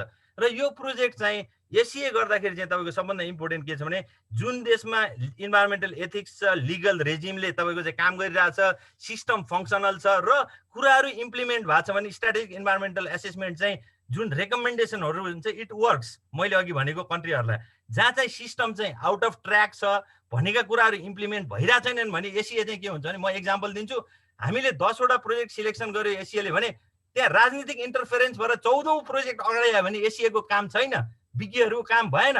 त्यो भएर चाहिँ के भने त्यो जुन एउटा चाहिँ रिगरस स्टेक होल्डर इन्गेज गरेर मिनिङफुल पार्टिसिपेसन गरेर चाहिँ आएको एससिएको आउटकम्सहरूलाई प्रोजेक्टले कन्ट्रीले चाहिँ त्यो प्लानिङ प्रोसेसमा लगाएन भने चाहिँ कन्ट्री चाहिँ भड्कालोमा जान्छ। त्यहाँ चाहिँ क्युमुलेटिभ इम्प्याक्टहरू हुनसक्छ, वातावरणीय सामाजिक विनाशका तपाईँको चाहिँ विकराल हुनसक्छ र यो चाहिँ सस्टेनेबल डेभलपमेन्टमा प्रश्न चिन्ह लाग्न सक्छ। किनभने यो त गरेको नै तपाईँको चाहिँ भोलि चाहिँ हामीले चाहिँ एउटा दिगो विकासको लागि हो यो कुराहरू भनेर नेसनले जब तपाईँको चाहिँ एउटा चाहिँ यो इन्टरनेसनल ट्रिटिजहरू गर्छ, कुनै कुरालाई प्राइभेटाइज गराउँछ, नेसनल बजेटहरूको प्लानिङ गर्छ, अनि मल्टिनेसनल इन्भेस्टमेन्टको कुरा हुन्छ, त्यसपछि तपाईँको लेजिस्लेसनको कुराहरू गर्दाखेरि चाहिँ स्ट्राटेजिक इन्भाइरोमेन्टल एसेसमेन्ट ले चाहिँ के गर्छ भने एउटा चाहिँ तपाईँको राम्रो इनपुट चाहिँ दिइरहेको हुन्छ। यो हामीले हाइवे कन्स्ट्रक्सन गर्दा पनि हुन्छ।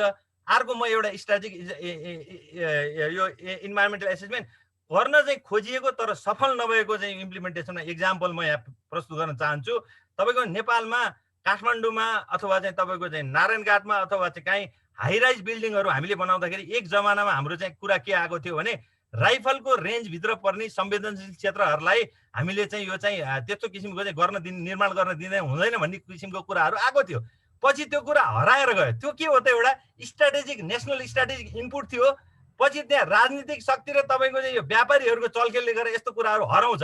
त्यो भएर खबरदारी हामीले के गर्नुपर्छ भने नेपाल इन्भाइरोमेन्ट सोसाइटी हामी वातावरण यो चाहिँ देशमा संवेदनशील हुने कुरा स्ट्राटेजिक इन्भाइरोमेन्टले गरेका कुराहरूलाई हामीले चाहिँ त्यसलाई चाहिँ चलखेल गर्ने हटाउने गऱ्यो भने त्यसको काम छैन। हेर्नुहोस्, नभए चाहिँ स्ट्राटेजिक इन्भाइरोमेन्टल एसेसमेन्टले एउटा चाहिँ राम्रो चाहिँ तपाईँको चाहिँ डिरेक्सन दिने चाहिँ यो चाहिँ देखिएको चाहिँ छ। र यो किसिमले गर्दाखेरि चाहिँ हामीले अलिकति अगाडि बढ्न सक्यौँ भने चाहिँ तपाईँको के गर्न सक्छ भने डेफिनेटली पनि यसले चाहिँ तपाईँको चाहिँ एउटा चाहिँ इनपुट दिन्छ, कम्प्लिमेन्टरी हुन्छ र हामीले चाहिँ विन विन सिचुएसन क्रिएट गर्न सक्छौँ। र यसलाई चाहिँ अघि भनेअनुसार नै हामीले क्यापासिटी बिल्ड गर्नु पर्यो, यसलाई हामीले इम्प्लिमेन्ट गर्नु पर्यो, मोनिटरिङ गर्नु पर्यो। हामी त भर्खर बामे सर्दैछौँ भने चाहिँ यसलाई चाहिँ अलिकति चाहिँ हामीले मलजल गरेर अगाडि ल्याएर चाहिँ हामीले यसलाई प्र्याक्टिसमा लिएर आयौँ भने डेफिनेटली पनि जुन अघि मैले पहिलो भनेको थिएँ क्लाइमेट भनरेबिलिटीमा हामी त्यत्रो भयावह अवस्था छौँ। हामी GH इमिसन कम गरेर पनि हामी अरू कन्ट्रीको कारणले हामी चाहिँ यहाँ चाहिँ भयावह अवस्थामा पुगेका छौँ, हामी आफ्नै कोपिङ क्यापासिटी छैन। यस्तो किसिमको स्ट्राटेजिक इन्भाइरोमेन्टल एसेसमेन्ट इन्ट्रोड्युस गर्न सक्यौँ भने चाहिँ देश चाहिँ एउटा तपाईको चाहिँ सामाजिक र वातावरणीय र अरू आर्थिक ढङ्गले चाहिँ हामी चाहिँ एउटा चाहिँ सबल हुन सक्छौँ। हामी चाहिँ दिगो विकासको जुन नेपालले चाहिँ यो दिगो विकासको परिकल्पना गरेको छ, विश्वलाई हाम्रो चाहिँ कमिटमेन्ट छ, त्यो चाहिँ हामी चाहिँ पुरा गर्न सक्छौँ भन्ने चाहिँ यसले चाहिँ एउटा चाहिँ राम्रो टेवा दिन्छ भने चाहिँ मेरो व्यक्तिगत रूपमा चाहिँ यो कुराहरू चाहिँ राख्न चाहन्छु, व्यक्तिगत र संस्थागत रूपमा। हजुर सन्तोषजी। हस्, थ्याङ्क यू सलिल सर, एकदम चाहिँ राम्रो प्रेजेन्टेसन र अनुभव। विशेष गरी चाहिँ अब यो वाटरसेड सेक्टरमा पोस्ट कप सर्ट एनालाइसिस गरेर सरले चाहिँ धेरै काम गर्नुभएको छ। र अर्को एउटा युनिक कुरो के हो भने every project is unique, do not compare it with another one भन्ने एउटा पक्ष पनि सरले भनिदिनु भयो। अब मेरो चाहिँ एक फेर अब we are running out of time and we unfortunately miss today two of our expert Batu Krishna Upreti sir र विश्वनाथ ओली सर। हामीले चाहिँ हाम्रो प्रोग्राममा मिस गऱ्यौँ। उहाँहरू उपस्थित भइदिनु भएकोमा भावे धेरै अझै प्रोडक्टिभ हुने थियो यो प्रोग्राम। अब हामी लगभग चाहिँ 12 चाहिँ बजिसकेको छ। हाम्रो अलिकति डिस्कसनको पार्ट पनि छ। मेरो चाहिँ एक फेरि प्यानलिस्टहरूलाई चाहिँ केही छुटपुट कुरा केही छ कि त्यसमा जाउँ भन्ने पनि थियो। समय बच्यो भने त्यता पनि जाउँला। अब फाइनल्ली चाहिँ म नेपाल सरकारको तर्फबाट वन तथा वातावरण मन्त्रालयका सहसचिव आदरणीय यज्ञनाथ दाहाल सर, उहाँ चाहिँ यो वातावरण संरक्षण चाहिँ नीति ऐन नियम निर्माणदेखि लिएर यसमा कम्प्लिटली इमर्ज हुनु भएको छ। र ओभरअल आजको निरञ्जन सरको प्रस्तुति प्लस चाहिँ प्यानलिस्टहरूको आफ्नो चाहिँ इलाबोरेसन र प्रस्तुति, यसलाई समग्र रूपमा चाहिँ जोडेर नेपाल गभर्मेन्टको चाहिँ यसमा स्टेक यो कसरी किन आयो, यसको चाहिँ नेपालको परिप्रेक्ष्यमा यसको चाहिँ उद्देश्य प्राप्तिको निम्ति चाहिँ बाटोहरू नेपाल सरकारले के कस्तो चाहिँ तय गरेको छ र ओभरअल समग्रमा चाहिँ स्ट्राटेजिक इन्भाइरोमेन्ट एसेसमेन्ट चाहिँ नेपालको परिप्रेक्ष्यमा यसको भूमिका उपयोगिताको विषयमा यो समराइज गरिदिनु हुनको निम्ति मैले यज्ञनाथ दाहाल सरलाई अनुरोध गरेँ। Sir it's up to you sir. धन्यवाद सन्तोषजी। सुनिएछ होइन त? आवाज सुनिएछ सन्तोषजी? क्लियर छ सर, क्लियर छ। हस्, धन्यवाद सन्तोषजी। आजको यो वेबिनारमा उपस्थित हुने सम्पूर्ण महानुभावहरू, खास गरिकन यो प्यानलिस्टका चाहिँ सम्पूर्ण विद्वत वर्गहरू, सर्वप्रथम त यो कार्यक्रम जुन महत्त्वपूर्ण विषयको विषयमा छलफल जुन चलाउने जम्मरको जुन चाहिँ नि वातावरण समाजले गर्यो त्यसलाई म मन्त्रालयको तर्फबाट र मेरो व्यक्तिगत तर्फबाट धन्यवाद दिन चाहन्छु। विषयवस्तु प्रस्तुतिको हिसाबले निरञ्जनजीले धेरै कुराहरू अहिले भएका प्र्याक्टिसका कुराहरू, अनुभवका कुराहरू उहाँ आफै पनि त्यसमा संलग्न भएर विद्वता हासिल गरेको हुनाले धेरै कुराहरू उहाँको चाहिँ प्रस्तुतिमा आएको छ। प्रस्तुति असाध्यै सठिक, संक्षिप्त र सठिक थियो। त्यस्तै अब यस कार्यपत्र उप प्रस्तुति गर्ने चारैजना चाहिँ विद्वत वर्गहरूले पनि महत्त्वपूर्ण पोइन्टहरू चाहिँ नि यसमा चाहिँ रेज गर्नुभएको छ। म चाहिँ नि मेरो आफ्नो प्रस्तुति दुईटा चरणमा चाहिँ नि के अरे विभाजन गरेर राख्न चाहन्छु। पहिलो कुरो, नेपाल सरकारले यो गरिदिएको भए अझ राम्रो हुन्थ्यो भन्ने 2-3टा यहाँ क्वेसन उठेको हुनाले मैले त्यो क्वेसनको चाहिँ नि यो वातावरण संरक्षण नियमावली तर्जुमा गर्ने संयोजन गर्ने संयोजकको हैसियतले मैले भन्नै पर्ने देखेको हुनाले पहिले म त्यसलाई अलिकति स्पष्टता गर्न चाहन्छु। अब यो रणनीतिक वातावरण विश्लेषणको स्वीकृति अथवा चाहिँ तयारीको कुरा चाहिँ नि वातावरण मन्त्रालयले नै लिनुपर्ने थियो। यसमा राख्दाखेरि चाहिँ अझै उपयुक्त हुन्थ्यो भन्ने कुरा जुन माथिमा सरले उठाए जस्तो लाग्छ मलाई। यो ड्राफ्टिङको बेलामा पनि धेरै हामीले छलफल गरेको हो। सरले चाहिँ भनेको जस्तै अहिलेको परिवेशमा वन तथा वातावरण मन्त्रालयमा हामी यो प्रोजेक्ट लेभलका EIA, IE र चाहिँ संक्षिप्तको चाहिँ नि स्वीकृति गर्ने प्रक्रियामै हामी अल्मिनु पर्ने र त्यहाँ भ्याइनमै भएको अवस्था हाम्रो जनशक्तिको जुन किसिमको चाहिँ त्यहाँ स्थापना छ।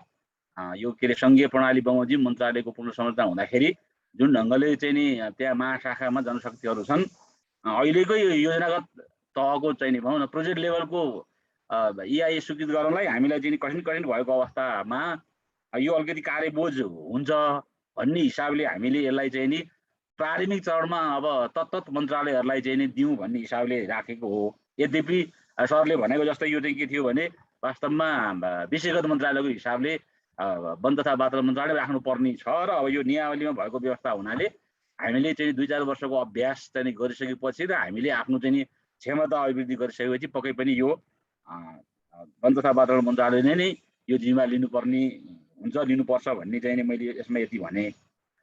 अब दोस्रो चाहिँ नि मलाई लाग्छ रिजन सरले उठाए जस्तो लाग्छ, यो जसले उठायो भने मैले बिर्सेँ। अब यो कस्ता चाहिँ नि चिजहरूको चाहिँ हामीले रणनीतिक विश्लेषण गर्ने त भन्ने विषयलाई नियावलीमा आएन भनेर जुन कुरा उठाउनु भएको छ। जस्तो प्रोजेक्ट लेभलको संक्षिप्त आई र इआईको हामीले अनुसूची 1, 2, 3 मा राख्यौँ। तर यो राख्न हामीलाई चाहिँ नि हामीले त्यति बेला के छलफल गर्यौँ भने अब अहिले हाम्रो चाहिँ नि केही विगतमा केही चाहिँ नि कानुनमा व्यवस्था नभए पनि केही रणनीतिक विश्लेषण गरेका भए पनि अब यो कानुनले नै व्यवस्था गरेको हुनाले यो चाहिँ कस्ता चाहिँ नि योजना नीति तथा चाहिँ नि कार्यक्रमहरूको गर्ने त भने डिसिजन गर्ने अधिकार चाहिँ नि नेपाल सरकारलाई दिउँ। तर विषयगत मन्त्रालयहरूले आफ्नो चाहिँ कार्यक्षेत्रभित्र रहेका चाहिँ विषयहरू छनौट गरेर पठाउँछन् र नेपाल सरकारले डिसिजन गर्यो भने त्यही नै एउटा अनुसूची हुन्छ र नेपाल सरकारको डिसिजन नै रणनीतिक विश्लेषण गर्ने एउटा के अरे थ्रेसहोल्ड बन्छ भन्ने हिसाबले हामीले अनुसूचीमा नराखेको हो। किनभने हामीलाई त्यति बेला अलिकति पहिचान गर्न पनि गाह्रो भयो।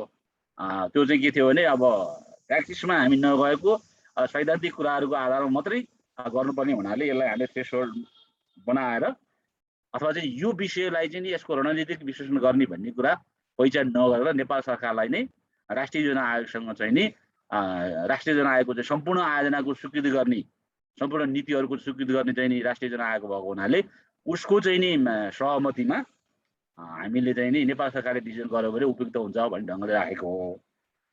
अब हामीले एउटा व्यवस्था त के गरेका छौँ भने प्रोपोनेन्टहरू तत्त मन्त्रालय भए पनि त्यो रणनीतिक विश्लेषण प्रतिवेदनको स्वीकृति नेपाल सरकारले गर्नुभन्दा पूर्व वन तथा वातावरण मन्त्रालयमा ल्याउनै पर्ने व्यवस्था हामीले एउटा चाहिँ गरेका छौँ। त्यो किन गरेको त भन्दाखेरि त्यति बेला के परिकल्पना गरिएको छ त भन्दाखेरि यस्ता प्रतिवेदन आइसकेपछि मन्त्रालयले एउटा एक्सपर्ट टिम एउटा समिति बनाउँछ र त्यसले चाहिँ नि त्यो प्राप्त भएको चाहिँ प्रतिवेदनलाई चाहिँ नि गहनतापूर्वक चाहिँ नि अध्ययन गरेर अनि आफ्नो विश्लेषण चाहिँ नि विश्लेषणसहित चाहिँ नि सहमति प्रदान गर्ने भएको हुनाले धेरै वातावरणीय कुराहरू चाहिँ नि वातावरण मन्त्रालयले एउटा चाहिँ नि ओनरसिप लिन्छ भन्ने हिसाबले हामीले यो रिभ्यूको हिसाबमा मात्रै यो चाहिँ राखेको हो।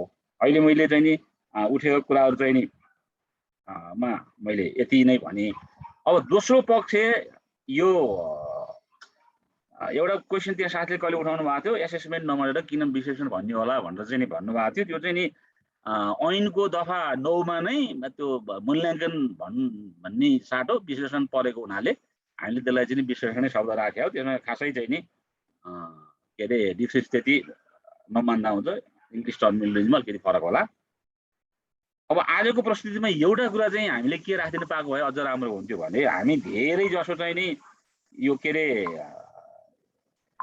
योजनागत तहको विश्लेषण चाहिँ नि गरेर बसेका हुनाले कतिपय चाहिँ नि साथीहरूलाई चाहिँ नि यो रणनीतिक विश्लेषण र यो चाहिँ बाध्य प्रभाव मूल्याङ्कन EIA को बिचमा अथवा चाहिँ नि योजनागत तहको परियोजनागत तहको वातावरणीय प्रभाव मूल्याङ्कन र नीतिगत योजनागत र रणनीतिक तहको चाहिँ नि बाध्य विश्लेषणमा खास चाहिँ नि डिफ्रेन्सेस के हुन्थ्यो त, केमा के चाहिँ नि कुराहरूमा डिफ्रेन्स छ त भनेर अलिकति फरक ढङ्गले हामीले चाहिँ नि राखिदिन पाएको भएदेखि यो आजको जुन चाहिँ नि के अरे जुन चाहिँ नि हामी चाहिँ नि अघिल्लो हामी 54-55 जना थियौँ, अलिकति क्ल्यारिटी हुन्थ्यो जस्तो मलाई लाग्छ।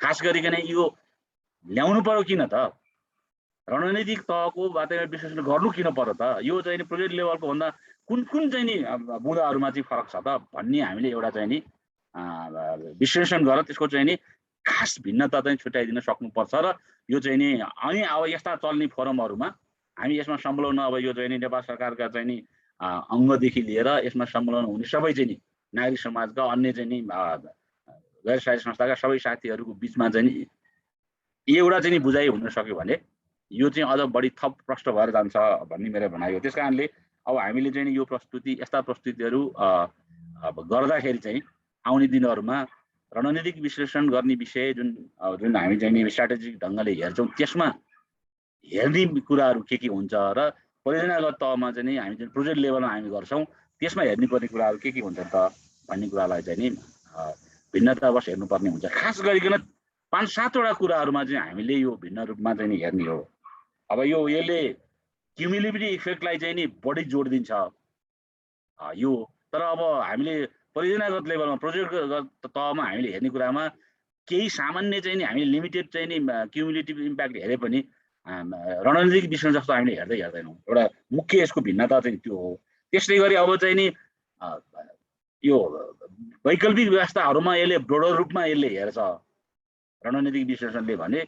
अब यो परियोजनागत लेभलका एसेसमेन्टहरूले चाहिँ नि एकदम लिमिटेड अल्टरनेटिभहरूलाई मात्रै यसले हेर्ने हो।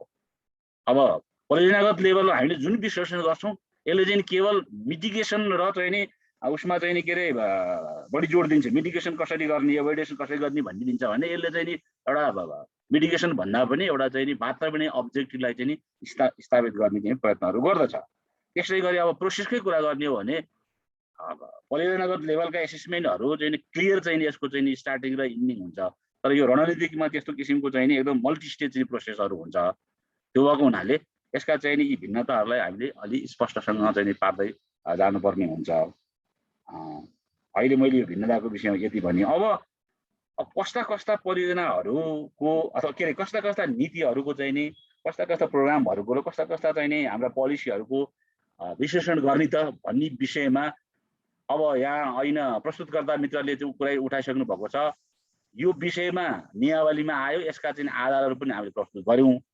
अब यो वन तथा वातावरण मन्त्रालयले एउटा चाहिँ नि लिड रोल लिएर हरेक मन्त्रालयहरूमा यो विषयमा चाहिँ नि एक ढङ्गको चाहिँ नि इन्टरेक्सन चलाएर नेपाल सरकारलाई चाहिँ नि सुझाव दिनुपर्ने छ। यी विषयहरूमा चाहिँ अब हामीले चाहिँ नि ऐनको के अरे ऐन र नियमको व्यवस्था बमोजिम रणनीतिक विश्लेषण गरौँ, रणनीतिक चाहिँ नि वातावरण मूल्याङ्कन गरौँ, विश्लेषण गरौँ भन्ने हिसाबले अब यो चर्चा गर्न केही इन्टरेक्सन गरेर नेपाल सरकारलाई सुझाव दिन ढिलो भइसकेको अवस्था छ। अब सायद मलाई लाग्छ मन्त्रालयको जिम्मेवार महाशाखाले यो विषयमा चाहिँ नि आफ्नो चाहिँ नि कदम अगाडि बढाउनेछ र अब मन्त्रालयमा बसियो भने मैले पनि यो विषयमा साथीहरूको मिटिङको समयमा कुरा उठाउने छु।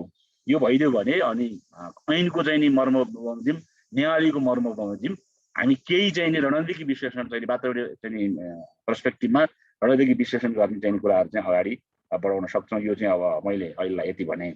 त्यस्तो अरू के छ सन्तोषजी भन्नुपर्ने? हजुर ठिक छ सर। यो टाइम पनि अलिकति हामी 12:10 गइसकेका छौँ। हाम्रो छोटो मलाई लाग्छ अब यो प्यानलिस्टहरू प्लस चाहिँ प्रेजेन्टेसनबाट यो कुराहरू यति डिटेलमा आइसकेको छ कि मलाई जहाँसम्म लाग्छ हाम्रो जुन पार्टिसिपेन्ट्सहरूको क्वेसनहरू धेरै चाहिँ ड्रप भइसकेको होला, धेरै तिरोहित भइसकेको होला। अब त्यही पनि केही क्वेसन छ भने, केही जिज्ञासा छ भने सम्बन्धित विज्ञलाई पक्कै राख्नु होला। बट बिफोर द्याट अब प्यानलिस्टहरूबाट केही भन्न छुटेको छ कि छोटो 1-1 मिनटमा भन्नको लागि म चाहिँ अनुरोध गर्दछु। म सुरु चाहिँ मदन कोइराला सरबाटै सुरु गरौँ। समग्रमा केही कुरा छुटेको छ कि 1 मिनटमा छोटोमा राखिदिनु होला सर। मेरो थप भन्नु केही छैन सन्तोषजी। हस् थ्याङ्क यू सर। यता अझै माथिमा सर।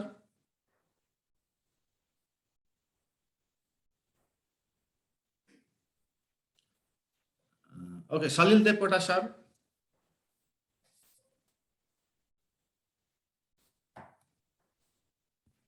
सलिल देवकोटा सर भर्खर हुनुहुन्थ्यो। ओके, रिजन सर केही छ हजुरको, केही भन्न, केही यो भन्न पर्ने छुटेछ भन्ने केही छ कि त्यो केही भए राखिदिनु होला प्लिज।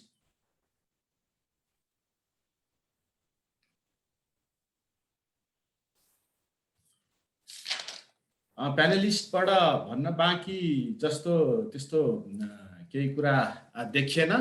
अब हामी चाहिँ डिस्कसनतिर लागौँ। डिस्कसनमा कोही कसैको केही प्रश्न छ भने प्लिज रेज योर ह्यान्ड्स। र सम्बन्धितको विज्ञ प्यानलिस्ट अथवा गभर्मेन्ट कतातिर तपाईँको प्रश्न चाहिँ टार्गेट छ प्रेजेन्टर, उहाँलाई चाहिँ लक्षित गरेर तपाईँहरूले प्रश्न चाहिँ राख्न सक्नुहुनेछ।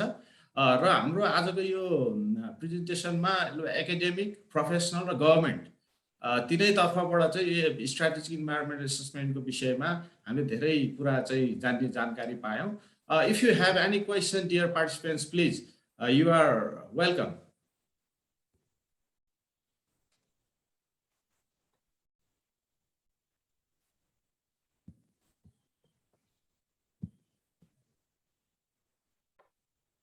ओके यत्रो ल ठिकै छ चाहिँ पार्टिसिपेन्ट्सबाट पनि राखौँ कि sir 1 minute okay Niranjan sir please यहाँ केही कुराहरू अघि मसँग सम्बन्धित आएको थियो त्यसमा चाहिँ थप क्ल्यारिफाई गरौँ कि भन्ने लाग्यो 1 मिनेट समय लिएर अघि रिजन भक्त सरले भन्नुभएको थियो यो विपद जोखिमको रिस्क एसेसमेन्टको कुरा उठाउनु भएको थियो वास्तवमा हाम्रो आइइआइए रिपोर्टहरूमा यो विपदसँग सम्बन्धित र क्लाइमेट चेन्जसँग सम्बन्धित इस्युजहरू चाहिँ त्यति कभर हुन सकेको छैन एसिए अध्ययन प्रतिवेदनमा विपद र जलवायु परिवर्तन हैन योसँग सम्बन्धित इस्युहरूलाई समेट्न सकेमा धेरै राम्रो हुनेछ हैन त्यसमा कुनै शङ्कै भएन अनि अर्को कुरो अब आइइआइए गर्दाखेरि त्यसमा संलग्न हुने विज्ञहरूको चाहिँ के कस्ता विज्ञहरू संलग्न हुने भनेर यो हाम्रो इपिआर नै व्यवस्था भएको छ अब यो एसिएको हकमा चाहिँ उल्लेख गरेको छैन तर अब एसिए पनि एकदमै मल्टिडिसिप्लिनरी नेचरको हैन बहुविधागत विज्ञ चाहिने भएकोले यसको दायरा चाहिँ अझ फराकिलो हुन पनि सक्छ हैन यो बहुविधागत विज्ञहरू संलग्न हुनुपर्ने कुरा यसमा पनि कुनै शङ्कै भएन हैन अब अझ फराकिलो पनि हुन सक्छ किनकि कतिपय नीतिगत कुराहरू पनि हेर्नुपर्ने हुन्छ कानुनी कुराहरू पनि हेर्नुपर्ने हुन्छ त्यसमा कुनै शङ्कै भएन र अघि मैले उदाहरण दिँदाखेरि कालीगण्डकी नदीको चाहिँ त्यो डाउनस्ट्रिमका कुराहरू उठाएँ तर अब रिभर बेसिन प्रोजेक्टहरूको एसिए गर्दाखेरि निश्चित रूपमा त्यो अपस्ट्रिम र डाउनस्ट्रिम दुटै कभर गर्नुपर्छ हैन अपस्ट्रिममा पनि अब नदी बेसिन भन्ने बित्तिकै जलाधार क्षेत्रका कुराहरू आउने भए र मैले देखेको चाहिँ अब कतिपय प्रोजेक्टहरूको हकमा चाहिँ ट्रान्सबाउन्ड्री स्टडी पनि गर्नुपर्ने हुनसक्छ जस्तो लाग्छ हैन त्यो अब हामीले सक्छौँ सक्दैनौँ त्यो छुट्टै कुरो भयो जस्तै कि अनुन नदीको एउटा सिग्निफिकेन्ट क्याचमेन्ट एरिया चाहिँ तिब्बतमा पर्छ भोटेकोसीको तिब्बतमा पर्छ बुढी गण्डकीको पनि जुन बुढी गण्डकी जलविद्युत जलाशययुक्त जलविद्युत आयोजना बन्दैछ त्यसको पनि 30% क्याचमेन्ट एरिया चाहिँ तिब्बतमा पर्दो रहेछ सलिल सरहरूले गर्नुभएको त्यसको इआइए रिपोर्टमा पनि यो तिब्बतमा पर्ने क्याचमेन्ट एरियाको पनि हामीले अध्ययन गर्नुपर्ने भन्ने कुरा उठाएको थिएँ हैन अब यो कन्सल्टेन्टको तर्फबाट त्यो सम्भव हुने नहुने भन्ने कुरा आफ्नो ठाउँमा भयो तर अब गभर्नमेन्टले चाहिँ त्यस कुरामा पनि विचार गर्नुपर्छ कि जस्तो लाग्छ जस्तै कि भोटेकोसीमा बनेको हाइड्रो पावर प्रोजेक्टमा चाहिँ तिब्बतमा भएको ग्लेसियर अथवा ब्लोकहरू अथवा बाढीले गर्दाखेरि चाहिँ धेरै असर पारिराखेको छ हैन त्यसमा इन्टर गभर्नमेन्टल लेभलमै इन्फर्मेसनहरू एक्सचेन्ज गरेर त्यसको पार्टमा पनि अध्ययन गर्नुपर्ने हो कि भन्ने कुरा आउँछ नदी बेसिन भन्ने बित्तिकै अपस्ट्रिम डाउनस्ट्रिम दुटै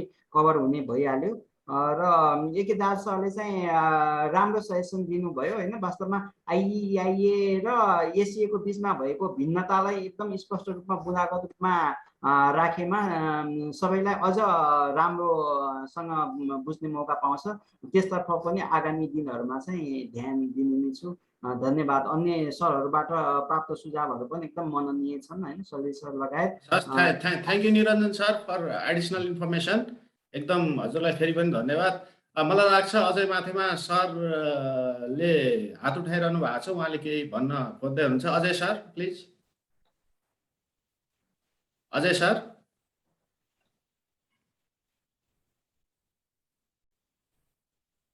अब मैले अजय माथिमा okay okay sir unmute thank you sir मेरो अघि अनम्युट नभइरहेको हुनाले बोल्न सकेन सरी म बाहिर पनि भएको हुनाले मेरो अघि कनेक्सन प्रब्लमले गर्दाखेरि बोल्न सकेन सर सोध्नु भएको थियो एउटा कुरा मैले एड गर्न खोजेको कुरा के हो भने सर हाम्रो इन्भाइरोमेन्टल इम्प्याक्ट असेसमेन्ट इआइए भन्नुहोस् एसिए भन्नुहोस् त्यसको स्ट्रेन्थ छँदैछ सर त्यसले हाम्रो प्रोजेक्टहरूलाई हाम्रो नीतिहरूलाई इन्भाइरोमेन्टली मोर साउन्ड बनाउने मोर फ्रेन्डलियर बनाउने भन्ने यसको स्ट्रेन्थ छँदैछ at the same time risk पनि छ सर त्यो रिस्कलाई पनि हामीले चाहिँ त्यो कुरा हामीले अन्डरस्ट्यान्ड गर्नुपर्छ जस्तो लाग्छ सर जस्तै कस्तो हुन्छ भने सर यदि कसैले प्रोजेक्ट स्याबोटाज गर्न खोज्यो भने हाम्रो विगतमा एउटा इन्सिडेन्स पनि छ हाम्रो हिस्ट्रीमा त्यो प्रोजेक्टलाई स्याबोटाज गर्नलाई इआइएलाई बेस बनाएर काम गरेको पनि केसेसहरू छन् त्यसले गर्दाखेरि हाम्रो प्रोजेक्टलाई स्याबोटाज गर्ने हुनसक्छ होइन त्यो हाम्रो रिस्क त्यहाँनिर छ हामीहरू जो चाहिँ प्र्याक्टिस गरिरहेका छौँ जसले नीति बनाउँछौँ जसले अप्रुभल गर्छौँ उहाँहरू यो प्रति चाहिँ सचेत हुनुपर्छ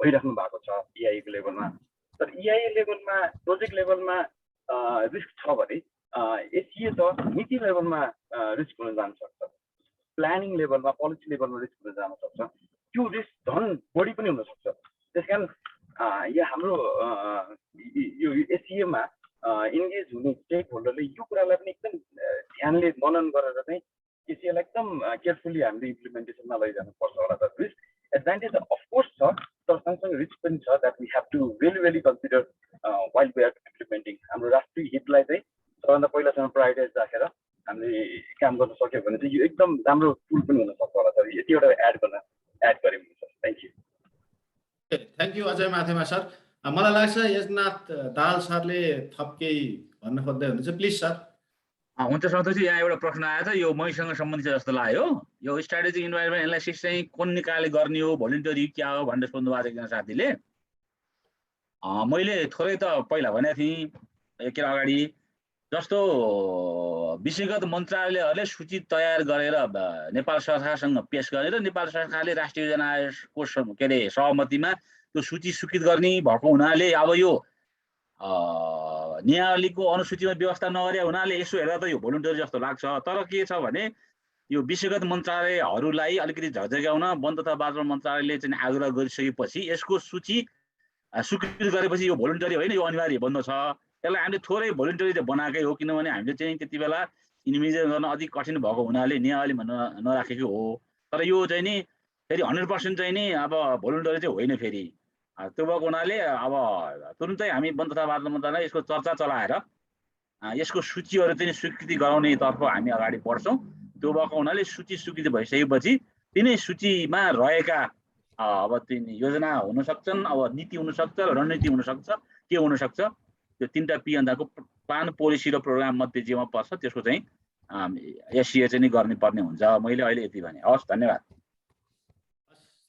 थ्याङ्क यू दाहाल सर अब फाइनल्ली हामी चाहिँ प्रोग्रामको चाहिँ अन्त्यतिर क्लोजिङतिर लगभग आइसकेका छौँ अब मलाई चाहिँ यो प्रोग्राममा खुसी के लाग्यो भने पार्टिसिपेन्ट्सबाट खासै क्वेसन आएन र यो प्रोग्राम चाहिँ अलिकति यो एसिए सम्बन्धमा अलिकति इलेबोरेटिभ नै भयो जस्तो चाहिँ मैले महसुस गरेँ र आजको कार्यक्रममा चाहिँ एकाडेमिक प्रोफेसनल र गभर्मेन्ट तिनै सेक्टरबाट चाहिँ पार्टिसिपेट भएर आफ्नो अमूल्य समय दिएर यस विषयमा चाहिँ इलेबोरेट क्लियर गरिदिनु भएकोमा म सम्पूर्ण प्यानलिस्टहरूलाई चाहिँ धन्यवाद दिन चाहन्छु र साथै चाहिँ उपस्थित सम्पूर्ण महानुभावहरूलाई पनि धन्यवाद दिन चाहन्छु र साथै चाहिँ हामीलाई यो जुम लिङ्क प्रोभाइड गरेर चाहिँ सहयोग गरिदिनु हुने प्राविधिक रूपमा सहयोग गरिदिनु हुने एनआरइएन को निराजन पराजुली सरलाई पनि धेरै धन्यवाद दिन चाहन्छु एनआरइएन को तर्फबाट 2 मिनट केही राख्नुहुन्छ sir सन्तोषजी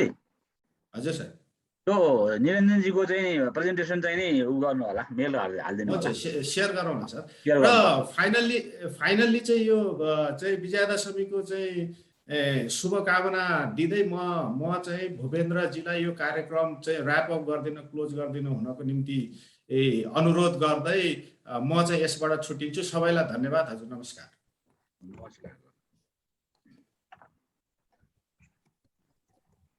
Bhupendra sir please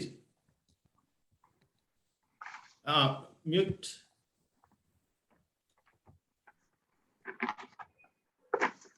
hello सुनिरहेछ सुन्नेको छ सर धन्यवाद कार्यक्रम निकै फ्रुटफुल र सहभागीको प्यानलिस्टहरूको प्यानलिस्ट सुरुमा त निरञ्जन सरले एसिए को पृष्ठभूमिदेखि लगेर एसिए को नेपालमा के कस्तो स्थिति छ भनेर निरञ्जन सरले जुन सबै कुरा एकदम खुला स्वरूपमा राख्नुभयो निरञ्जन सरलाई धेरै धेरै धन्यवाद त्यसै एकाडेमिक सेक्टरको पर्सपेक्टिभबाट चाहिँ हाम्रो प्रोफेसर डाक्टर मदन कोइराला सरले के कसरी चाहिँ अगाडि बढिरहेको एकाडेमिक सेक्टरकोमा र स्किम्स कलेजको प्रिन्सिपल अजय माथेमा सरले क्यापेसिटी बिल्डअपदेखि लगेर हामीले के कसरी अगाडि जाने भन्ने कुरा राख्नुभयो त्यस्तै काठमाडौँ विश्वविद्यालयबाट रिजन कायस्थ सरले ओभरअल काठमाडौँ विश्वविद्यालयमा हामीले बिएससी प्रोग्राम एमएससी प्रोग्राममा एससिए आइइए मात्रै होइन कि रिस्क एसेसमेन्ट पनि फर्दर गरेर जानुपर्छ भन्ने कुराहरूमा जुन राख्नुभयो त्यस्तै इम्प्लिमेन्टेसन